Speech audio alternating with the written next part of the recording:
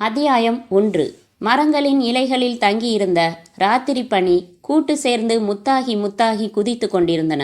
சிட்டுக்குருவிகள் சின்ன சிறகசைத்து பறந்து வைக்கோல் சுள்ளி மற்றும் பல சமாச்சாரங்களை சுவர் கடிகாரங்கள் மேல் கொண்டு வந்து வைத்துவிட்ட பணியை தொடர்ந்தன.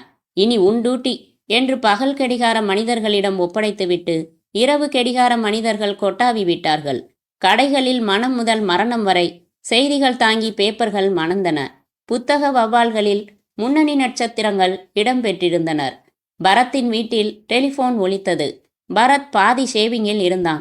தவிர ஜன்னல் வழியாக தெரிந்த அருகாமை மொட்டை மாடியில் சிட்டப் செய்யும் சித்ராவிற்கு பாவம் இப்படி வியர்க்கிறதே என்று கவலைப்பட்டு கொண்டும் இருந்தான். எழுந்து வந்து தாடையில் தொங்கும் சோப்பு ரிசீவரில் பட்டுவிடாமல் தள்ளி பிடித்து உரக்க ஹலோ என்று இந்த நாவலின் முதல் வசனத்தை சொன்னான். மிஸ்டர் பரத், குரல். பாதி ஷேவிங்கில் இருக்கிற அப்படின்னு ஒரு பட்டத்தை முன்னால சேர்த்துக்கங்க. சாரி, தொந்தரவு பண்ணிட்டேன்னா அப்புறம் கூப்பிடட்டுமா? பரவாயில்ல, சொல்லுங்க, நீங்க யாரு? குரல் எனக்கு புதுசு. ஆமா, என்ன உங்களுக்கு தெரியாது? என் பேர் சரவணன். ஒரு முக்கியமான விஷயம், உங்களை சந்திக்கணும்னா. சந்திக்கலாமே, உங்க வீட்டுக்கு வரட்டுமானா? சர்ச்சு மாதிரி என் வீடு, தாராளமாக வரலாம். அட்ரஸ் தெரியுமில்ல? தெரியும். எப்போ வரட்டும்? நீங்கள் பேச வேண்டிய விஷயத்துக்கு எவ்வளவு நேரமாகும்? அதிகபட்சம் அரை மணி நேரம். எனக்கு 10 மணிக்கு ஆஃபீஸ். ஆஃபீஸ்? கோர்ட்டுன்னு சொல்லுங்க. சாரி மிஸ்டர் சரவணன், நான் கோர்ட்டு போகிற லாயர் இல்லை.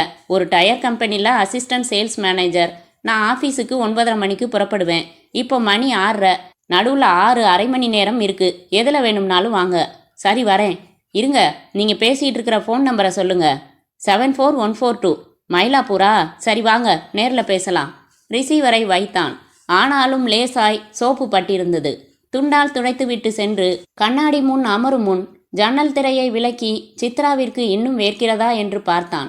கன்னங்களை துப்புரவு செய்துவிட்டு குளித்து தலை துவட்டி நாப்தலின் வாடையடிக்கும் சலவை பனியனை எடுத்தணிந்து சீப்பை கையில் எடுத்துக்கொண்டு ரேடியோவை திருக உடனே வளமையான அலைவரிசைகளில் இயங்கினார்கள் அண்டை தேசத்தவர்கள். அடுத்த வீட்டு பத்மநாபன் நுழைந்தபோது செய்தித்தாளிலிருந்து நிமிர்ந்தான் பரத். தம்பிக்கு காஃபி சாப்பிட்ற பழக்கமுண்டோ? ஓ, நெஸ்ஸா ப்ரூவா? ப்ரூ ஏன்? கடை என்ன பக்கமாவா இருக்கு? ஓடி போய் வாங்கியார?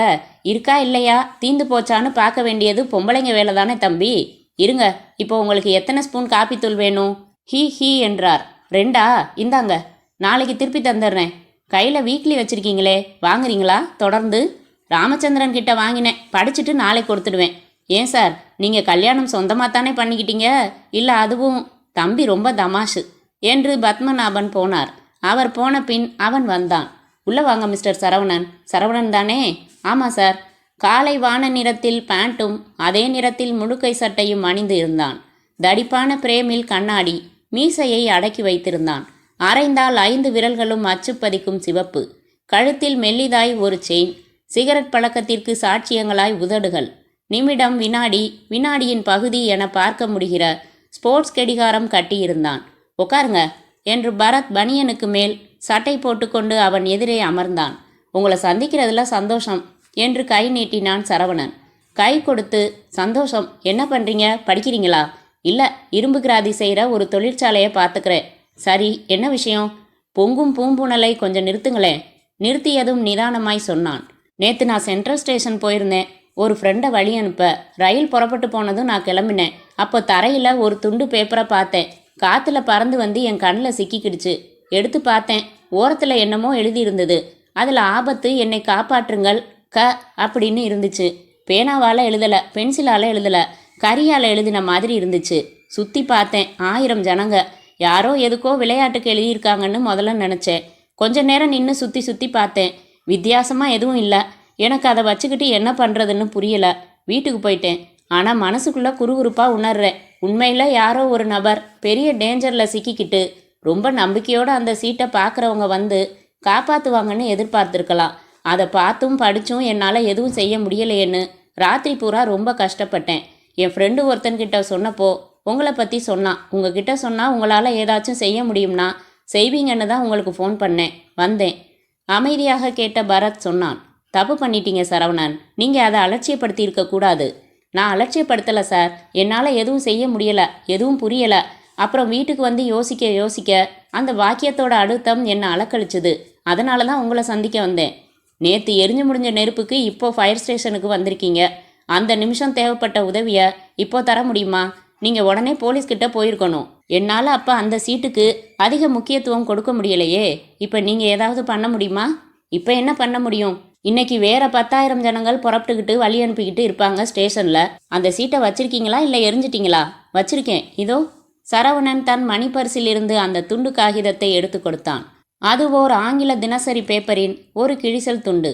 ஏதோ ஒரு செய்தி குலையுயிராய் கண்டந்துண்டமாய் இருக்க ஓரத்தில் இருக்கும் வெள்ளை இடைவெளியில் கரியால் எழுதப்பட்டிருந்தது கிறுக்கலாய். ஆபத்து, என்னை காப்பாற்றுங்கள் என்பது வரை எழுதப்பட்டு அப்புறம் க என துவங்கி முடியாமல் கோடியிருக்கப்பட்டிருந்தது. ஆபத்து யாருக்கு?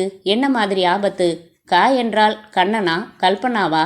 சரி, நாம இதை குழப்பிக்க வேணாம். இனி நாம டிஃபன் முடிச்சு நான் ஆஃபீஸ் புறப்படுறேன். Like to have coffee? வேணாம், மனசு உறுத்துது சார். எத்தனை நம்பிக்கையோட இதை எழுதியிருப்பாங்க.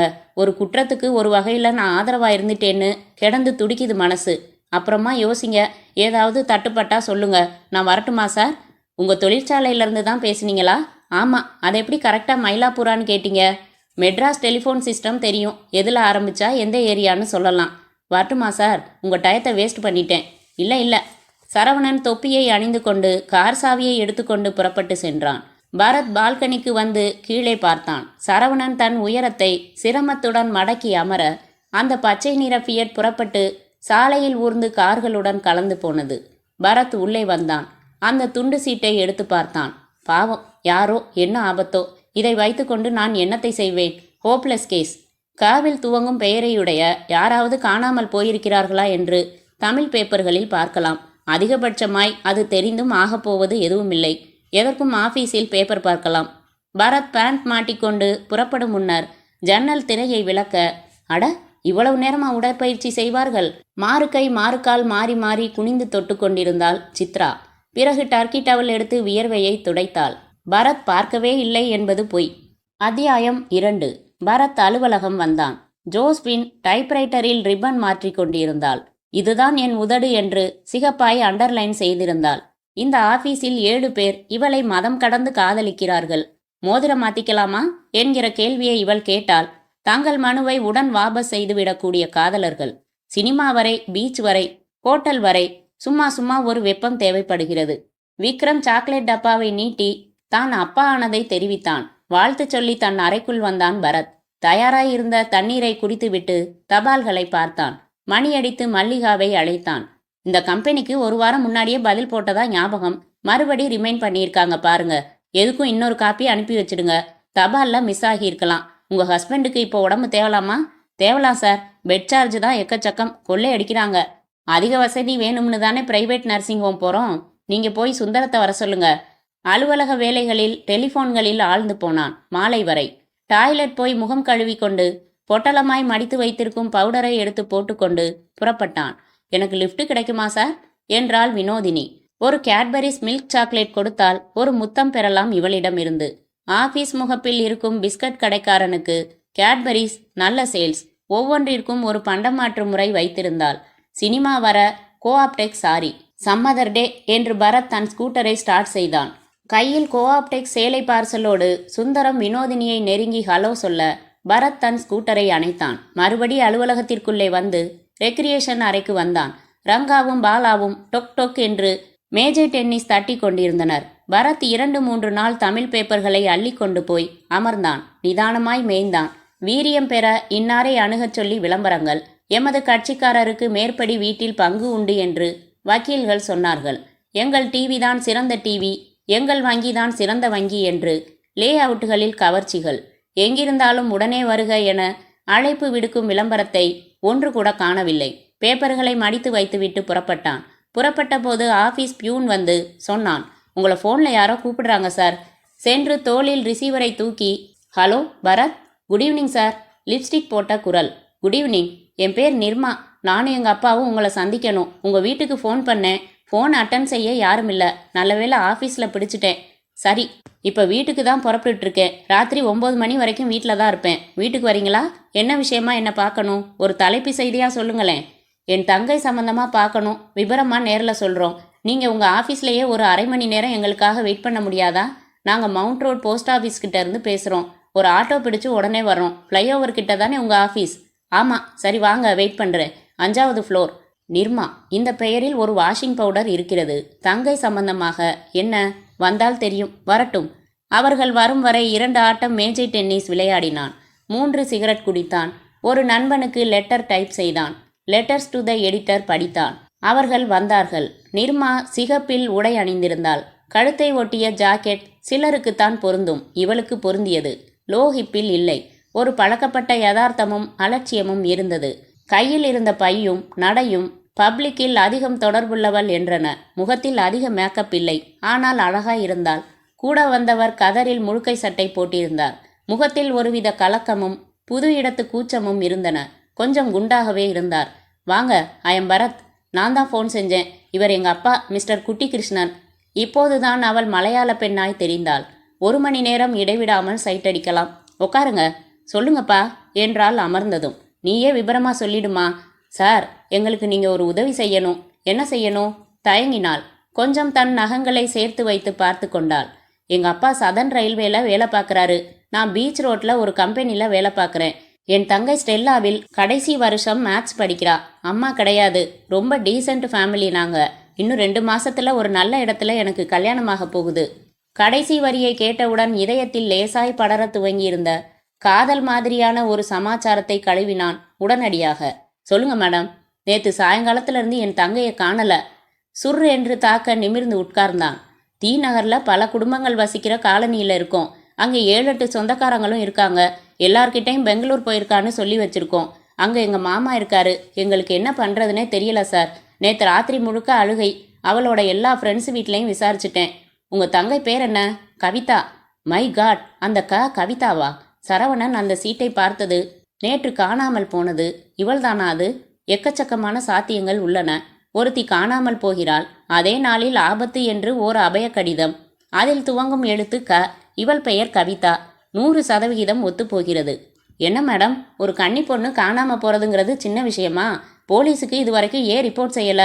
அதான் சொன்னேனே சார், விஷயம் தெரிஞ்சா சொந்தக்காரங்களும் மற்றவங்களும் கேவலமா நினைப்பாங்க. என் கல்யாணம் நின்று போகலாம். காணாம போயிட்டு திரும்பி வந்த பொண்ணுன்னு முத்திரை குத்திடுவாங்க. அப்புறம் அவள் வாழ்க்கையும் பாதிக்கப்படும். அதனால தான் எதுவும் புரியாம இன்னைக்கு சாயங்காலம் வரைக்கும் ஒரு வரட்டு நம்பிக்கையோட காத்திருந்தோம். அப்புறம்தான் ரகசியமாவது தேடலாம்னு உங்ககிட்ட வந்தோம். நிறைய பேர் இந்த தப்பை செய்கிறாங்க. போலீஸுங்கிறது எத்தனை பெரிய அமைப்பு தெரியுமா? அவங்களுக்கு எத்தனை வசதிகள் இருக்கு. நீங்க போலீஸ்கிட்ட போகாதது பெரிய தப்பு. தி நகர்ல எங்க இருக்கீங்க? பர்கிட் ரோட்ல. அந்த ஏரியா ஐ திங்க் மாம்பழம் ஸ்டேஷன் கண்ட்ரோல்ல வரும். உடனே நீங்க ஒரு ரிப்போர்ட்டை போட்டோவோட கொடுத்துடுங்க. நீங்க பிரைவேட்டா இதை பார்க்க முடியாதா ப்ளீஸ்? கொஞ்சம் கோபம் வந்தது பரத்துக்கு. படிச்சவங்க நீங்களே இப்படி பேசுறீங்க. போலீஸ்னா என்ன தயக்கம் உங்களுக்கு? அதெல்லாம் குடும்ப பேர் ஒன்றும் கெட்டுடாது. பொண்ணு கிடைக்கிறது முக்கியம் இல்லையா? ஒரு தனி மனிதனோட செயல்களில் நிறைய லிமிட்டேஷன்ஸ் இருக்கு. அவங்களோட வழிகள் வசதிகள் வேற. நானும் செயல்படுறேன். அவங்க எடுக்கிற நடவடிக்கைகளை எடுக்கட்டும். சரி சார் என்றால் தயங்கி. எப்படியாச்சும் என் பொண்ணை கண்டுபிடிச்சிடுங்க சார் என்றார் முதன்முறையாக குட்டி கிருஷ்ணன். மேடம், இப்போ உங்ககிட்ட உங்கள் தங்கையோட ஃபோட்டோ இருக்கா? இருக்கு சார். கொஞ்சம் தனியாக வாங்க மிஸ் நிர்மா. எழுந்து சற்று தள்ளி ஒரு பால்கனிக்கு அழைத்து வந்தான் பரத். கீழே சென்னை நகரம் இருட்டை எதிர்த்தது. மின்சார போர்க்கொடிகளை தூக்கி கொண்டு எல்லா வாகனங்களும் ஹாரனை தீவிரமாக உபயோகப்படுத்தி கொண்டு கடைசி கியரில் உடனடியாக போய் வைர புதையலை அள்ளிக்கொள்ளப் போவது போல பறந்து கொண்டிருந்தன. மனைவியாய் வரப்போகிறவள், காதலி, செட்டப் என்று ஜோடி ஜோடியாய் சென்று கொண்டிருந்தார்கள் இளைஞர்கள்.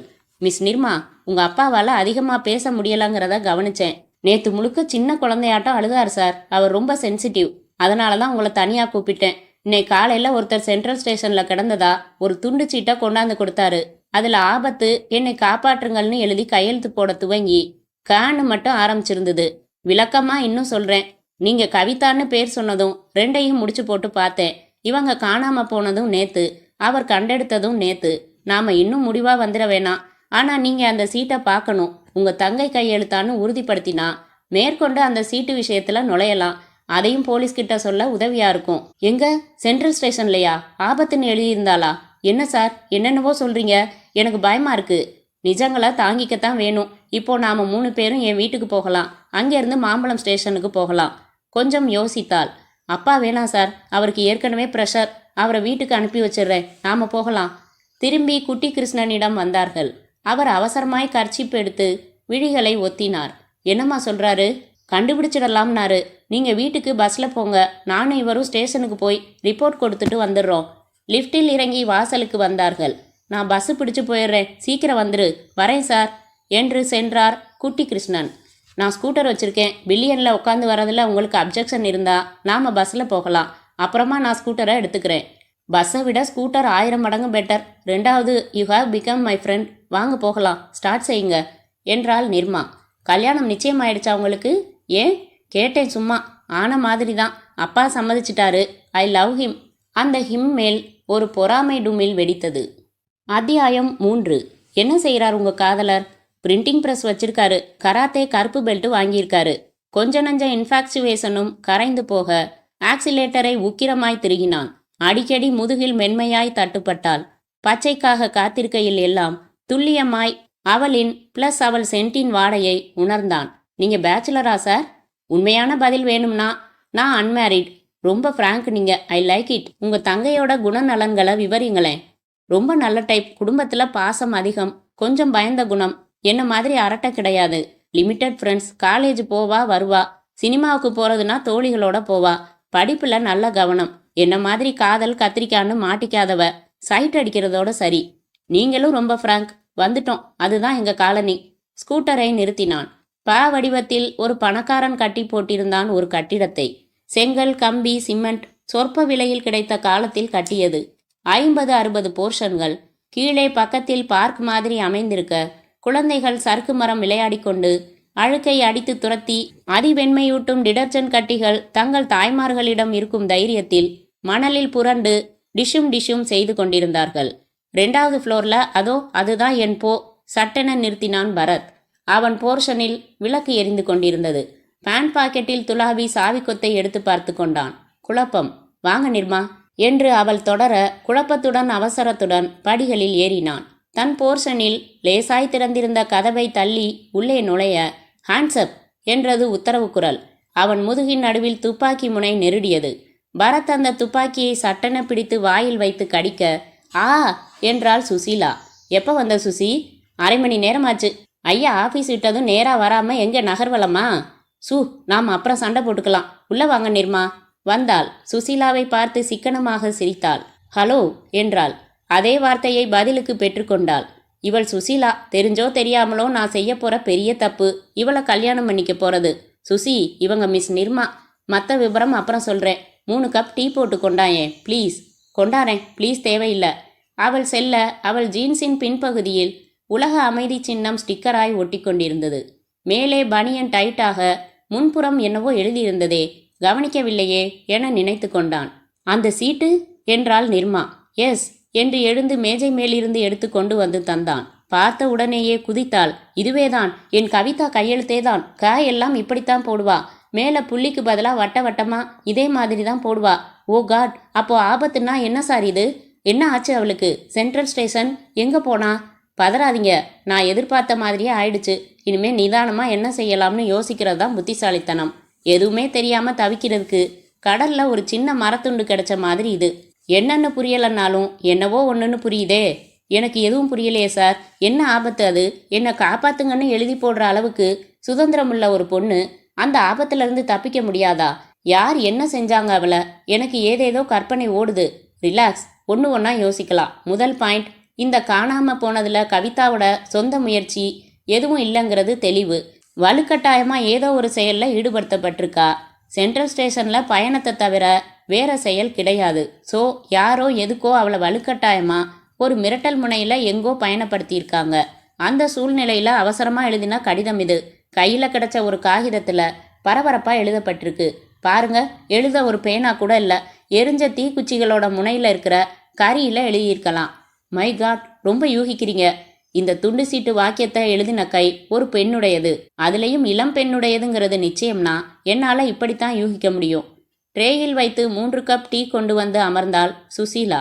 பனியனை படித்துவிட்டு அவளை அறையலாம் போல நினைத்தான் பரத். சில்லி, இது அப்புறம். இப்போது கவிதா முக்கியம். சொல்லுங்க நிர்மா, உங்க தங்கை நேத்து எத்தனை மணியிலிருந்து காணல? கடைசியா பார்த்தது யாரு, எப்போ, அப்போ என்ன சூழ்நிலைகள்? வெயிட், டீ சாப்பிடுங்க முதல்ல. சாப்பிட்றேன். அப்புறம் காலேஜ் விட்டு வந்து முகம் கழுவிக்கிட்டாலாம். ராத்திரி கோதுமை தோசை ஊத்தட்டுமா, மாவு இருக்குன்னு அப்பா கிட்ட கேட்டிருக்கா. அப்பா வாங்கி வச்ச பாலை காய்ச்சி காப்பி போட்டு கொடுத்துருக்கா. டிவி ஆன் பண்ணிட்டு கியூப் போட்டுக்கிட்டு இருந்திருக்கா. பக்கத்து வீட்டில இருந்து அவளுக்கு ஃபோன் வந்ததா சொல்லியிருக்காங்க. போய் பேசிட்டு வந்திருக்கா.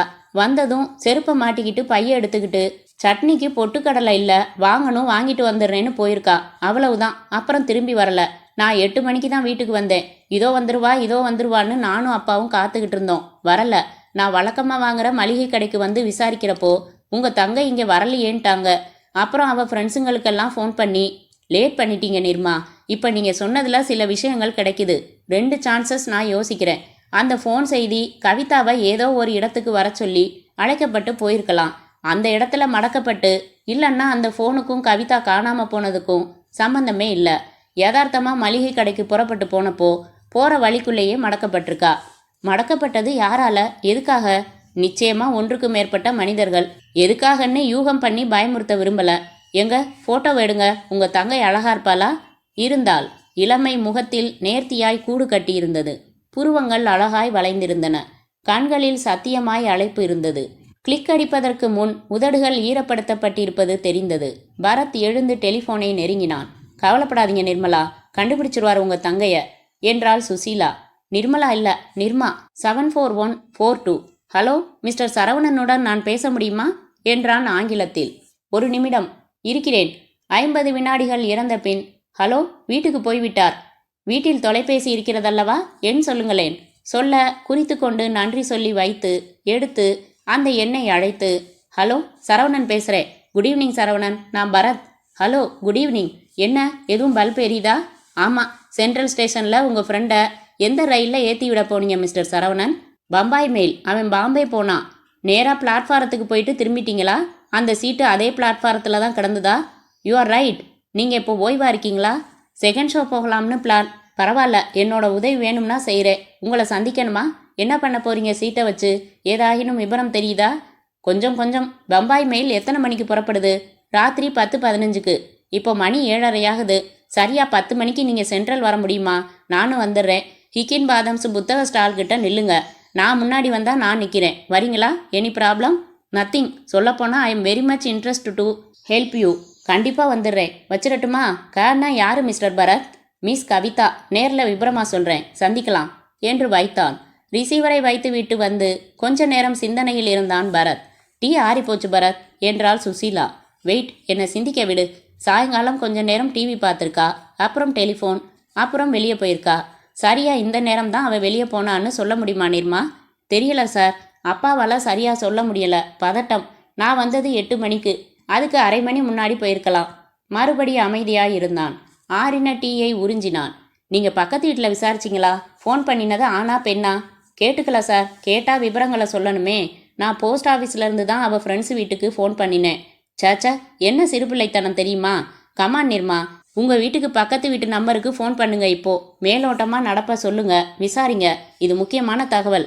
ஹலோ, ஸ்னேகலதாவா? உங்கள் அம்மாவை கூப்பிடுமா. நான் நிர்மா ஆண்டி பேசுகிறேன்.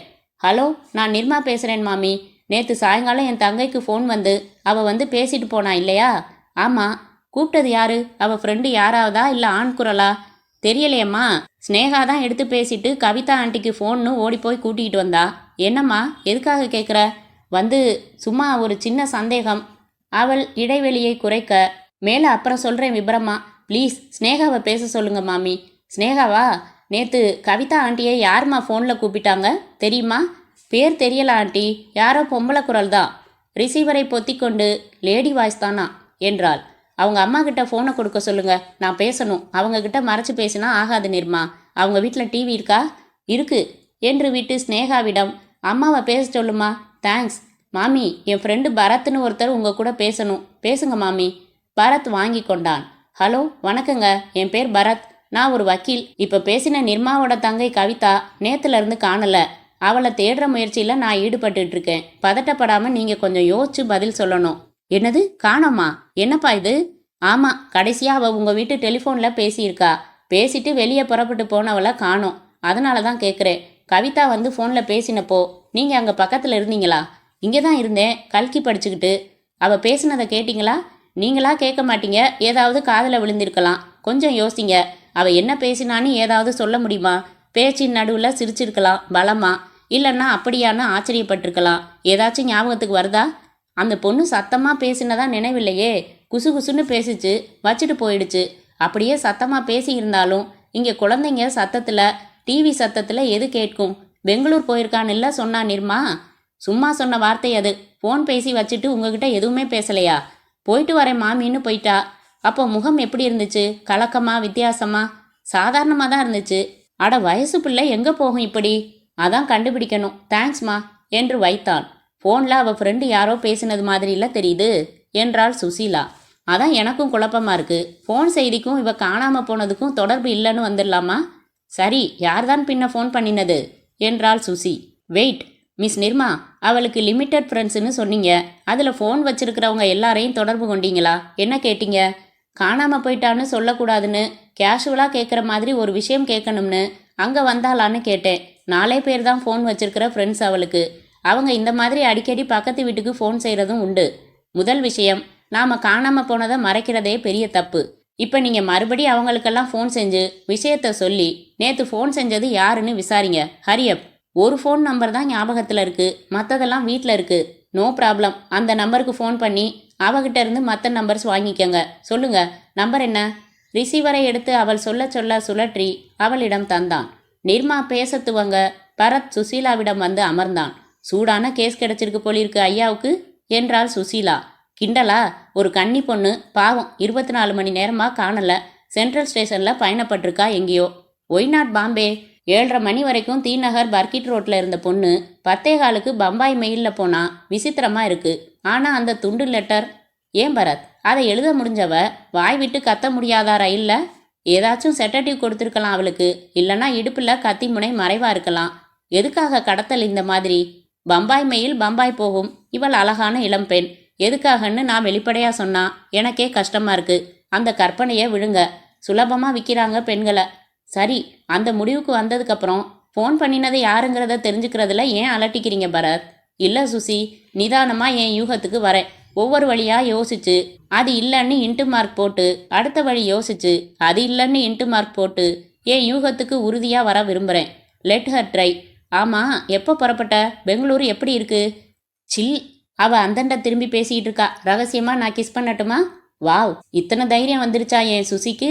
கமான் என்று உதட்டை ஈரப்படுத்தி குவித்து காத்திருந்தான். அவன் கையை எடுத்து கிஸ் செய்துவிட்டு, உதட்டலன்னு சொன்னேனா? ஆசை என்றாள். இது என்ன பனியன் கர்ம மாட்டம்? ரயிலில் இதைத்தான் போட்டிருந்தியா? சேச்ச, அது வேற. இரு, அவ போனதும் உன்னை நறுக்குன்னு கிள்றேன். பேசி முடித்து விட்டு வந்து அமர்ந்தாள் நிர்மா. அத்தியாயம் 4. என்ன என்றான் பரத். இவங்க யாரும் பண்ணலையா? உங்களுக்கு தெரியாம வேற ஃப்ரெண்டு இருக்கலாம். அந்த ஃபோனுக்கு அதிக முக்கியத்துவம் கொடுக்க வேணாம் நாம. காரணம், பேசினது பெண். பேசினப்புறம் இயல்பா மளிகை கடைக்கு புறப்பட்டிருக்கா. ஆனா மளிகை கடைக்கு வரல, நடுவுல கடத்தப்பட்டிருக்கா. ரொம்ப நாளா கவனிச்சுக்கிட்டு இருந்து ஒரு கோஷ்டி இந்த காரியத்தை செஞ்சிருக்கணும். எனக்கு வயத்த கலக்குது சார் என்றாள் நிர்மா. தைரியமா இருங்க. இப்போ மாம்பழம் ஸ்டேஷனுக்கு போய் முதல் காரியமா ஒரு ரிப்போர்ட் கொடுத்துடலாம். இந்த சீட்டு விவகாரத்தையும் சொல்லிடலாம். அப்புறம் அங்கிருந்து 10 மணிக்குள்ள சென்ட்ரல் வரணும், சரவணனை சந்திக்க. பாத்ரூம் எந்த பக்கம் என்றாள் நிர்மா. சுசீலா அழைத்து சென்றாள். ஒரு சிகரெட்டை கொளுத்தி கொண்டான் பரத். வளையங்களை கிள்ளினான். என் கோணம் சரிதானா? நான் எடுக்கிற நடவடிக்கைகள் சரிதானா? நிர்மாவும் சுசீலாவும் வந்தார்கள். சுசி, நீ வீட்லயே இரு. ராபின்ஸ் 3 வாங்கியிருக்கேன், படிச்சுக்கிட்டு. நான் போயிட்டு வந்துடுறேன். நோ, நானும் வரேன். இங்கே போர். கூட வந்தா உருப்படியா ஐடியா சொல்லுவேன். முதல்ல உருப்படியா வேற நல்ல களங்கமில்லாத பனியன் போட்டுக்கிட்டு வா. சுசீலா உள் அறைக்கு ஓடினாள். நிர்மா, அவள் ட்ரெஸ் சேஞ்ச் பண்ணிட்டு வந்ததும் வீட்டை பூட்டிக்கிட்டு கீழே வந்து நில்லுங்க. நான் போய் ஆட்டோ பிடிச்சிக்கிட்டு வரேன். பணத்துக்காக பார்க்க வேணாம் சார், டாக்ஸியை பிடிச்சிக்கிட்டு வாங்க. டாக்ஸியில் கண்களை மூடி சிந்தித்தான் பரத். பம்பாய் தான் கொண்டு போகப்பட்டிருப்பாளோ? அந்த பிளாட்பாரத்தில் அந்த சமயத்தில் கண்டெடுத்ததால் பம்பாய் மெயிலில் போயிருக்கலாம் என முடிவுக்கு வரலாம். ஆனால் அதே பிளாட்பாரத்தில் பம்பாய் மெயிலுக்கு முன் வேறு என்ன எக்ஸ்பிரஸ் புறப்பட்டது என்பது நமக்கு தெரியாது. அந்த சீட்டை அவள் எப்போது எழுதினாள் என்பதும் தெரியாது. ஆனால் 7:30 மணிக்கு தீநகரில் இருந்திருக்கிறாள். அதற்கு பிறகு கடத்தப்பட்டிருக்கிறாள். இந்த கடத்தல் நிச்சயமாக திட்டமிட்ட செயல். ஏதாவது ஓர் ஊருக்கு அழைத்துச் செல்ல ரயில் தேவையில்லை. ஒரு டாக்ஸி அல்லது வேன் மூலம் அருகாமை ஊர்களுக்கு கொண்டு போயிருப்பார்கள். சென்ட்ரல் தூர பயணம் செல்லும் ரயில்கள் புறப்படுகிற இடம். 7:30 மணிக்கு மேல் கடத்தப்பட்ட கவிதாவை மயக்க ஊசி போட்டு எங்கேயோ வைத்திருந்து பிறகு பம்பாய் மெயிலுக்கு அழைத்து வந்திருக்கலாம். பம்பாய் மெயில் தூர பயணம் செய்யும் ரயில். பம்பாய் சில்லறை முதல் கட்டுக்கட்டாய் தந்து பெறக்கூடிய பெண்கள் நெளியும் நகரம். வீடுகள் விற்க வாங்கப்படும் என்பது போல ரகசியமாய் பெண்களை விற்றல் நடந்து வருவது அவ்வப்போது செய்தித்தாள்களில் வெடித்திருக்கிறது. கவிதா இளம்பெண். சரவணன் சீட்டை கண்டெடுத்ததே 10:15 மணிக்கு மேல். சீட்டில் கவிதாவின் கையெழுத்துதான் இருந்தது என்பதை நிர்மா உறுதி செய்துவிட்டாள். யோசிக்க யோசிக்க கவிதா பம்பாய் மெயிலில் கடத்தப்பட்டிருக்கிறாள் என்கிற முடிவுக்கு துல்லியமாக வந்தான் பரத். பின் சீட்டில் சுசீலா. அவள் வீடியோவில் பார்த்த ஒரு படத்தை பற்றி சொல்லிக்கொண்டே வர நிர்மா ஓர் எழுத்தை கூட கவனித்ததாய் தெரியவில்லை. மாம்பலம் ஸ்டேஷன். இன்ஸ்பெக்டர் இல்லையா? இல்ல சார், ஒரு தெஃப்ட் கேஸ் சம்மந்தமா போயிருக்காரு. எஸ்ஐ யாருமே இல்லையா? கிரைம்ஸ் டிவிஷன் இருக்கார் சார், சாப்பிட்றதுக்காக ஹோட்டலுக்கு போயிருக்காரு, இப்போ வந்துருவாரு. எதுவும் திருட்டா? திருட்டுனா என்கிட்ட கம்ப்ளைண்ட் எழுதி கொடுங்க, போதும், கவனிக்க சொல்கிறேன். திருட்டு இல்லை, அவர் வரட்டும், வந்ததும் பார்த்துக்கிறோம். மூவருக்கும் நாற்காலிகள் இருந்தன. அமர்ந்தார்கள், காத்திருந்தார்கள். 3/4 மணி நேரம் கழித்து எஸ்ஐ வந்தார். பிரதானமாக மீசை வைத்திருந்தார். தாடை ஒட்டி போயிருந்தது. காதோரங்களில் வெள்ளை முடிகள் பெரிய மனுஷத்தனம் தந்து கொண்டிருந்தன. சுமாரான தொப்பை. என்ன என்றார். வர விரும்பிய ஏப்பத்தை சிரமத்தின் மேல் தடுத்தார். பரத் துவங்கினான். என் பேர் பரத். பரத் முடித்தான். இதுதான் போட்டோ. நேம் பேட்சில் பாண்டியன் என்று எழுதப்பட்டிருந்த எஸ்ஐ பாண்டியன் தன் தொப்பியை கலற்றி வைத்துவிட்டு கிச்சு கிச்சு என்று தலைக்குள் சொரிந்தார். ரொம்ப பெரிய விஷயமா சொல்றீங்களே, ராத்திரி முழுக்க பார்த்துட்டு காலையில எங்ககிட்ட வந்துட வேண்டியதுதானே? யாரோ கொண்டாந்து காலையில இந்த சீட்டை கொடுத்தாங்கன்னு சொல்றீங்க. இதுவரைக்கும் நீங்களும் போலீஸ்கிட்ட வரல. இப்போ பாருங்க எத்தனை பெரிய ட்ரபிள் ஆகியிருக்கு. காலையில் வந்திருந்தால் மட்டும் இந்த ட்ரபிளை எப்படி தடுத்திருப்பார் என்று சுசீலாவுக்குள் எண்ணமும் அதற்கு அடுத்த வரிசையில் சிரிப்பும் வந்தன. ஏமா, இந்த கையெழுத்து உன் தங்கை கையெழுத்து தானா? ஆமா சார். அதை எப்படி சொல்ற? அவ கையெழுத்து தெரியும் சார் எனக்கு. இங்கே ஒரே கிறுக்கலால இருக்கு. கிறுக்கல்லையும் அவ எழுத்து தெரியுது சார். பொதுவாகவே பொம்பளைங்க நிறைய பேர் கையெழுத்து ஒரே மாதிரி இருக்கும். இந்த ரீதியாகவே கேட்டு உயிரை எடுக்க போகிறார் இவர் என்று தீர்மானித்தான் பரத். இது கவிதா கையெழுத்து தான். இப்போ அடுத்த ஸ்டெப்ஸ் என்ன எடுக்க போறீங்க என்றான் காட்டமாக பரத். இன்ஸ்பெக்டர் வந்துடட்டும், ஒரு ரிப்போர்ட் எழுதி கொடுங்க, அடையாளம் எல்லாம் எழுதுங்க, போட்டோவை கொடுத்துட்டு போங்க, என்ன செய்யணுமோ செய்கிறோம். இன்ஸ்பெக்டர் எப்போ சார் வருவார்? தெரியாது, அது சும்மா யாரோ விளையாட்டுக்கு எழுதினதா இருக்கும் சார். ஏமா, அந்த பொண்ணு யாரையாச்சும் காதலிச்சுதா? அதெல்லாம் இல்லை சார். இந்த காலத்தில் நம்ப முடியலை சார். 10 வயசுலேயே வெக்கம் வந்துடுது. இப்படித்தான் போன மாதம் ஒரு கம்ப்ளைண்ட்டு, பொண்ணை காணோம்னு. அப்புறம் பார்த்தா எவனோடையோ ஓடி போய் கோயிலில் வச்சு கல்யாணம் பண்ணிக்கிட்டா. அந்த மாதிரி எதுவும்? சார், நாங்கள் இன்ஸ்பெக்டர் வந்ததும் வரோம் என்று எழுந்தான் பரத். ஃபோட்டோ, சீட்டு எல்லாவற்றையும் எடுத்துக்கொண்டார்கள். இப்போ வந்துடலாம் அவர். நாங்கள் போயிட்டு அப்புறம் வரோம் என்று வெளியேறினான் பரத். என்ன பரத், கம்ப்ளைண்ட் கொடுக்காமையே வந்துட்டீங்க என்றாள் சுசீலா. மணி 9:15. இப்போ புறப்பட்டா டிஃபன் சாப்பிட்டுட்டு சென்ட்ரல் போக சரியாக இருக்கும். நான் வேற பிளான் பண்ணிட்டேன். இந்த ஸ்டேஷனில் சொன்னால் சரியாக வராது. என் ஃப்ரெண்டோட மாமா டிஐஜியாக இருக்காரு. எனக்கு பழக்கம் உண்டு. ஸ்டேஷனில் சரவணனை சந்திச்சுட்டு நேராக டிஐஜியை அவர் வீட்டில் பிடிச்சிடலாம் வாங்க என்றான் பரத். டாக்ஸி. அத்தியாயம் 5. பார்க்கிங் பகுதியில் விதவிதமான கார்கள், ஸ்கூட்டர்கள் வழியனுப்ப வரவேற்க பெரிய சூட்கேஸ்கள் நாய்க்குட்டிகள் போல சக்கரங்களில் இழுத்துச் செல்லப்பட்டன. இவளை பார்ப்பதா அவளை பார்ப்பதா என்று தவிக்கின்ற கண்கள் சென்ட்ரல் ஸ்டேஷனுக்குள் நுழைபவர்களுக்கு சொந்தமானவை. இரவு சென்ட்ரல் இன்னும் விசேஷம். ஒவ்வொருத்தர் பாக்கெட்டிலும் என்ன இருக்கும்? டிக்கெட், பேனா, எடை பார்க்கும் மிஷினுக்கு போய் சேரப்போகிற 10 பைசாக்கள், காதலிக்கு கொடுக்க கடிதம். பிளாட்பாரம் டிக்கெட் வாங்கி வந்தான் பரத். வாங்க உள்ள போகலாம். ஹிக்கின் பாதம்ஸ் புத்தக கடை அருகே சரவணனை காணோம். மணி பார்த்தான். 9:55. வந்து விடுவார். பம்பாய் மெயில் எந்த பிளாட்பாரம் என்று பார்த்தான். 6 என்றது அறிவிப்பு board. Susheela star and style வாங்கினாள். தூர பயணத்தில் படிப்பதற்கு பயணிகள் மாத நாவல்களை பொறுக்கினார்கள். போர்ட்டர்கள் வித்தை சாகசத்துடன் லக்கேஜ் சுமந்து நடந்தார்கள். இறக்கி வைத்ததும் இருக்கிறது வாய் வித்தை. இவர்களைப் போலவே முடிச்சாய் அங்கங்கே யார் யாருக்காகவோ காத்திருந்தார்கள். ஒரு கல்யாண கோஷ்டி உற்சாக வார்த்தைகளுடன் நடந்தார்கள். எல்லாரும் வந்தாச்சுல்ல, 48 பேர் இருக்கோமான்னு ஒரு தடவை பார்த்துடலாம். தமிழ் படங்களில் அழகே இல்லாத கதாநாயகிக்கு அவளை விட அழகுள்ள தோழியாக வந்து, எப்படி எங்களுக்கு பத்திரிகை தரப்போற என்று கேட்கிற ஒரு துணை நடிகை என்று 2 பேருடன் செல்வதை பார்த்தால் அடையாளம் கண்டு கொள்ள முடிந்தது. அவளுடன் வந்த இன்னொருவன் அவளை சும்மா தட்டி தட்டி பேசினான். உங்க ஐடியா என்ன பரத் என்றாள் நிர்மா. சரவணன் வந்துடட்டும். எக்ஸாக்டா எந்த இடத்துல அந்த சீட்டை அவர் கண்டெடுத்தார்னு எனக்கு தெரியணும். அதோ வந்துட்டாரு. வாங்க மிஸ்டர் சரவணன், முதல்லே வந்துட்டீங்களா என்று வந்தவன் நிர்மா, சுசீலா இருவரையும் கண்டு தயங்கினான். கருப்பு நிறத்தில் கழுத்தை மூடிய ஒரு தேயிலை சர்ட் அணிந்திருந்தான். அதில் பாக்கெட் பகுதியில் நான் இந்தியாவை காதலிக்கிறேன் என்றான். தேசபக்தி. பரத் அவர்களை அறிமுகப்படுத்தினான். நிர்மாவை பார்க்கையில் தேவைக்கு அதிகமாய் சிரித்தான். இவள் காதலன் கராத்தே வீரன் என்பது பாவம் இவனுக்கு தெரியாது. பிரயாணிகள் கவனத்திற்கு. அரக்கோணம், காட்பாடி, ஜோலார்பேட்டை வழியாக பெங்களூர் செல்லும் பெங்களூர் மயில் 5வது பிளாட்பாரத்திலிருந்து புறப்படும் என்ற தமிழ் அறிவிப்பு இந்திக்கு மாறியது. கன்னடத்திற்கு வந்தது. மறுபடி ஆங்கிலத்தை அடைந்தது. இவர்கள் 6வது பிளாட்பாரத்தை அடைந்தார்கள். பெங்களூர் மெயில் இன்னைக்கு 20 நிமிஷம் லேட்டா புறப்படுது. யாரோ மினிஸ்டர் போறாங்க, அதனால என்றான் சரவணன். இங்கே பம்பாய் மெயில் இன்னும் 10 நிமிடங்களில் புறப்பட தயாராய் நின்று கொண்டிருக்க நிறைய பிரயாணிகள் ஹிந்தியில் உரையாடி கொண்டிருந்தார்கள். டிடிஆரை சுற்றி ஒரு கும்பல் சார் சார் என்று பெர்த்துக்கு கெஞ்சி கொண்டிருந்தது. டிடிஆர் பார்க்கலாம், கிடைக்காது, நம்பிக்கை வைக்காதீங்க என்று பிரைம் மினிஸ்டர் ஸ்தானத்துடன் அலட்சியப்படுத்தி கொண்டிருந்தார். எங்கே சரவணன், நீங்க அந்த சீட்டை எடுத்தீங்க? என்னோட வாங்க. ரிசர்வ் கம்பார்ட்மெண்ட்டுகளை கடந்து நடந்தான். மூவரும் தொடர்ந்தார்கள். இங்க இந்த வாட்டர் பைப்பு கிட்ட.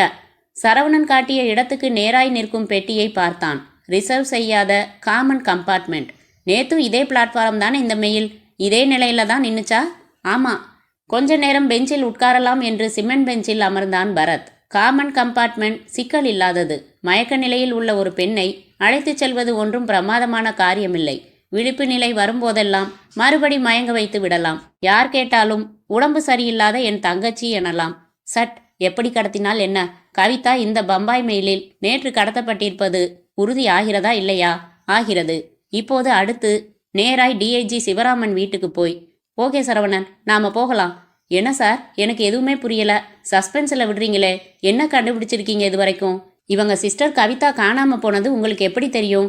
நான் முயற்சி எடுக்கல மிஸ்டர் சரவணன், அவங்களாவே வந்தாங்க என்று 5 நிமிடத்துக்குள் விளக்கினான்.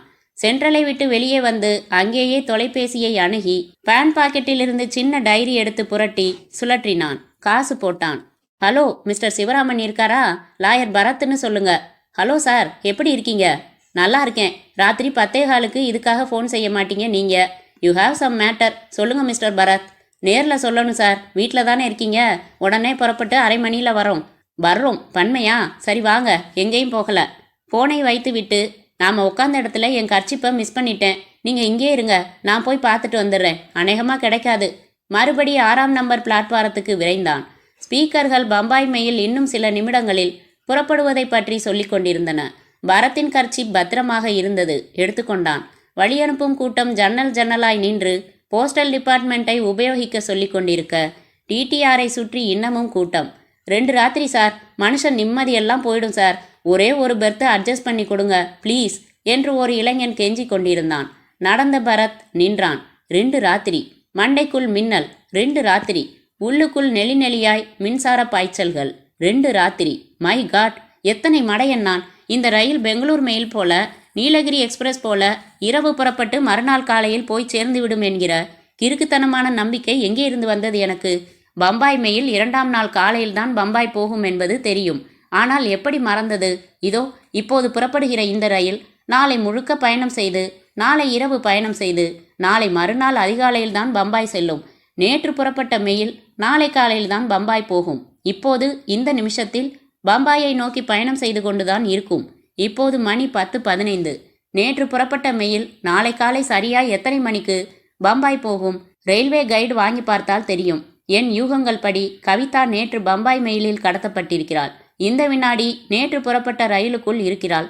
நாளைக்கு காலை பம்பாயில் அவள் ஸ்டேஷனை விட்டு வெளியேற்றப்பட்டு விட்டாள். அப்புறம் அவளை கண்டுபிடிப்பது மிக மிக கஷ்டமான காரியம். இப்போது முழுசாய் 1 ராத்திரி இருக்கிறது. ஏதாவது செய்ய வேண்டும். அந்த கவிதாவை மீட்டே ஆக வேண்டும். மூளை சூடேறியது பரத்திற்கு. உடல் முழுக்க வெப்பமாய் உணர்ந்தான். வேகமாய் ஓடி ஒரு ரயில்வே கைடு வாங்கினான். வெளியேறினான். மிஸ்டர் சரவணன், நீங்க எதில் வந்தீங்க? என் கார்ல. Ask no questions. உடனே வண்டி எடுங்க. ராஜா அண்ணாமலைபுரம் வந்து எங்களை டிராப் பண்ண முடியுமா? அவசரம். வித் பிளஷர் என்றான் சரவணன். வித் பெட்ரோல் ஆல்சோ என்ற சுசீலாவை முறைத்தான் பரத். சீரியஸா? ஜோக்ஸ் கிடையாதா? சரி, நானும் சீரியஸ். எதுவும் புதுசா பொறி தட்டுதாக்கும். தொந்தரவு பண்ணாத என்று சரவணன் பார்க்கிங் சிக்கலில் இருந்து தன் காரை விடுவித்து சாலைக்கு வரும் வரை ஒரு குழல் விளக்கடியில் நின்று கைடை புரட்டினான். சரவணனின் கார் அவசரமாய் ஓடியது. என் இண்டஸ்ட்ரியில் கூட ஒரு ஸ்டெனோ போஸ்ட் காலியா இருக்கு மிஸ் நிர்மா என்றான் சரவணன். அத்தியாயம் 6. கோடு கோடாய் போட்ட பழைய ஃபேஷன் இரவு உடையில் டிஐஜி சிவராமன் போர்டிகோவில் உலாத்தி கொண்டிருந்தார். Cigarette smoking is injurious to health என்று படித்துவிட்டு புது பாக்கெட்டை பிரித்தார்.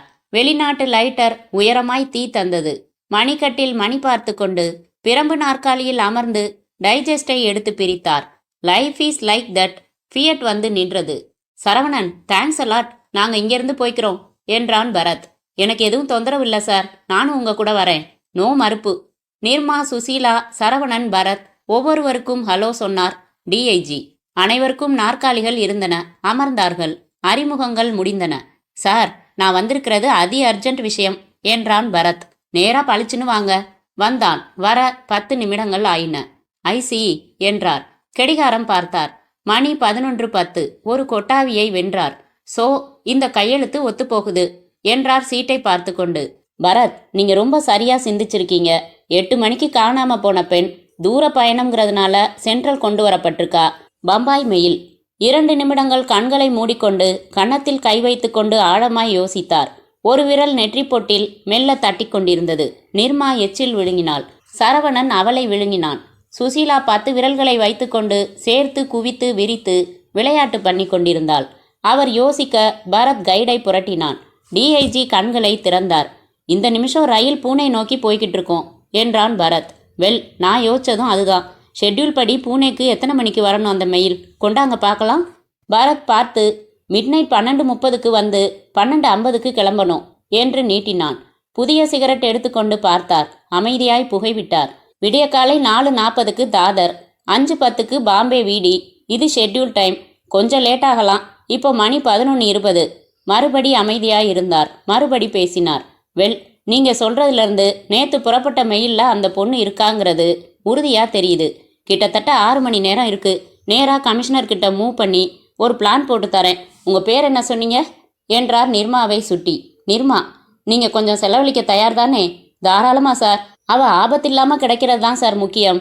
வெல், ராத்திரி 1:10க்கு பம்பாய்க்கு ஒரு ஃப்ளைட் இருக்கு. விஐபி கோட்டாவில் நான் டிக்கெட் அரேஞ்ச் பண்ணி தரேன். நீங்களும் மிஸ்டர் பரத்தும் புறப்படணும். பொண்ணு யாருன்னு அடையாளம் காட்ட இந்த ஷார்ட் டைமில் நேரில் போகிறத விட வேற வழி இல்லை. கமிஷனர் மூலமாக பம்பாயை தொடர்பு கொண்டு அந்த மெயிலை பம்பாயை அடையிறதுக்கு முன்னாடியே தாதர்லேயே மடக்க ஏற்பாடு பண்ணிடலாம். உங்களை ஏர்போர்ட்லேருந்து பிக்கப் பண்ணிக்க சொல்கிறேன். 2 இல்லை 2:45 மணி நேரத்தில் பிளேன் பம்பாய் போகுது. அதாவது 4 மணி வாக்கில். வெயிட், இந்த ட்ரெயின் கரெக்ட் டைமில் போய்கிட்டு இருக்கான்னு முதல்ல தெரிஞ்சுக்கலாம். உள்ளே ஃபோன் இருக்கு, வாங்க உள்ளே போயிடலாம். உள்ளே வந்தார்கள். ஹாலில் அமர்ந்தார்கள். சிவராமன் டெலிஃபோன் எடுத்து ரயில்வே ஜெனரல் மேனேஜரை அழைத்தார். Hello, sorry to disturb you. நான் டிஐஜி ஆஃப் போலீஸ் சிவராமன் பேசுகிறேன். நேற்று ராத்திரி புறப்பட்ட பம்பாய் மெயில் கரெக்ட் டைமிங்கில் போய்கிட்டு இருக்கா? அது தாதர் ஸ்டேஷனுக்கு எத்தனை மணிக்கு வரும்னு எனக்கு உடனடியாக தெரியணும். Note my number. உடனே கான்டாக்ட் பண்ணி தெரிஞ்சு எனக்கு தெரிவிக்கணும். அவரின் சுறுசுறுப்பை கண்டு பொறாமையாய் இருந்தது பரத்திற்கு. ஃபோனை வைத்துவிட்டு கமிஷனர் இருக்கிறாரா என்று ஒரு கால் போட்டு தெரிந்து கொண்டார். இருந்தார். Well, mister Bharat, miss Nirma, 1:10க்கு ஃப்ளைட். நேரம் இருக்கு. நீங்கள் புறப்பட ஆயத்தப்படுத்திக்கிட்டு நேராக 1 மணிக்குள்ளே மீனம்பாக்கம் வந்துருங்க. நான் ட்ரெஸ் சேஞ்ச் பண்ணிக்கிட்டு கிளம்புறேன். அதுக்குள்ளே ட்ரெயின் டைம் கிடச்சிடும். கமிஷனரை மீட் பண்ணி விவரம் சொல்லி பம்பாய்க்கு தகவல் தந்துடுறேன். உங்கள் டிக்கெட்ஸை கன்ஃபார்ம் பண்ணி தந்துடுறேன். மீனம்பாக்கத்துக்கு வந்துடுறேன். ஓகே, நீங்கள் கிளம்புங்க. லேட் பண்ணாமல் வந்துடுங்க என்று எழுந்து உள்ளே போனார். 4வரும் வெளியே வந்தார்கள். சுசி, நீயும் நானும் உடனே ஒரு டாக்ஸி பிடிச்சு நம்ம வீட்டுக்கு போய் ஒரே ஒரு செட்டு ட்ரெஸ் எடுத்துக்கிட்டு நேராக மீனம்பாக்கம் வந்துடலாம். Saravanan, if you don't mind, நீங்கள் உங்கள் காரில் நிர்மாவா அவங்க வீட்டுக்கு அழைச்சிக்கிட்டு போங்க. அவங்க அப்பா கிட்ட சொல்லிட்டு பணம், ட்ரெஸ் எடுத்துக்கிட்டு அவங்கள மீனம்பாக்கம் அழைச்சிக்கிட்டு வந்துடுங்க. சரிங்களா என்றான் பரத். என்ன சார் இது? ஒன்றையும் ரிக்வெஸ்ட் பண்ணிக்கிட்டு அந்த சீட்டை கண்டுபிடிச்சதே நான் தான். இவங்க தங்கையை காப்பாற்றுறதுல எனக்கும் கடமை இல்லையா? மிஸ் நிர்மா, 2 பிளேன் டிக்கெட்டுக்கு செலவுக்கு பணம் கொஞ்சம் அதிகமாக வேணும். நான் வேணும்னா தரேன், அப்புறம் வாங்கிக்கிறேன். வேணும்னா தயங்காமல் கேளுங்க என்றான் சரவணன். பரவாயில்ல, என்கிட்ட கொஞ்சம் சேவிங்ஸ் இருக்கு, ரொம்ப நன்றி என்றாள் நிர்மா. நிர்மாவும் சரவணனும் காரில் தீநகர் புறப்பட சுசீலாவும் பரத்தும் டாக்ஸியில் ஏறிக்கொள்ள 10 நிமிடத்தில் டிஐஜி சிவராமன் அவர் ஜீப்பில் ஏறிக்கொண்டு விரைந்தார். பரத் சின்ன சூட்கேஸை மூடினான். ஷூ அணிந்து கொண்டான். சுசி, ரொம்ப அன்டைம் இது. மறுபடி நீ மீனம்பாக்கம் வந்துட்டு தனியாக திரும்பி வரணும். வேணாம், நான் போயிட்டு வரேன். நாளைக்கு ராத்திரிக்குள்ளே வந்துடுவேன்னு நினைக்கிறேன். வரட்டுமா? நிறைய புக்ஸ் இருக்கு, படிச்சுக்கிட்டு புறப்பட்டான் பரத். நில்லுங்க என்றாள் சுசீலா. என்னம்மா டார்லிங், நீங்களும் அவளும் தனியாக போறீங்க? அவள் அழகா வேற இருக்கா. மன்மத பானம் போடுற வேலை எதுவும் வச்சுக்கிட்டீங்கன்னு தெரிஞ்சுது அடுத்த நிமிஷமே என்ன செய்வ? அழுவியா? இல்லை, வேற ஒருத்தரை கல்யாணம் பண்ணிக்குவேன். அந்த சரவணன் கூட அழகாத்தான் இருக்காரு. பாவி, இது துரோகம். சுசி, உன்னை தவிர வேற ஒரு பொண்ணை நான் லவ் பண்ணணும்னா அவள் உன்னோட டூயல் ரோலாக இருந்தா தான் சாத்தியம். எப்படி டயலாக்? வலியுது. சரி கிளம்புங்க, டைம் ஆச்சு. வரேன் சுசி. ஞாபகம் வச்சுக்கோங்க, அந்த சரவணனோட ஃபோன் நம்பர் இங்கே நீங்கள் குறித்து வச்சிருக்கீங்க. உன்னை வந்து பேசிக்கிறேன் என்று வேகமாய் சாலைக்கு ஓடினான் பரத்.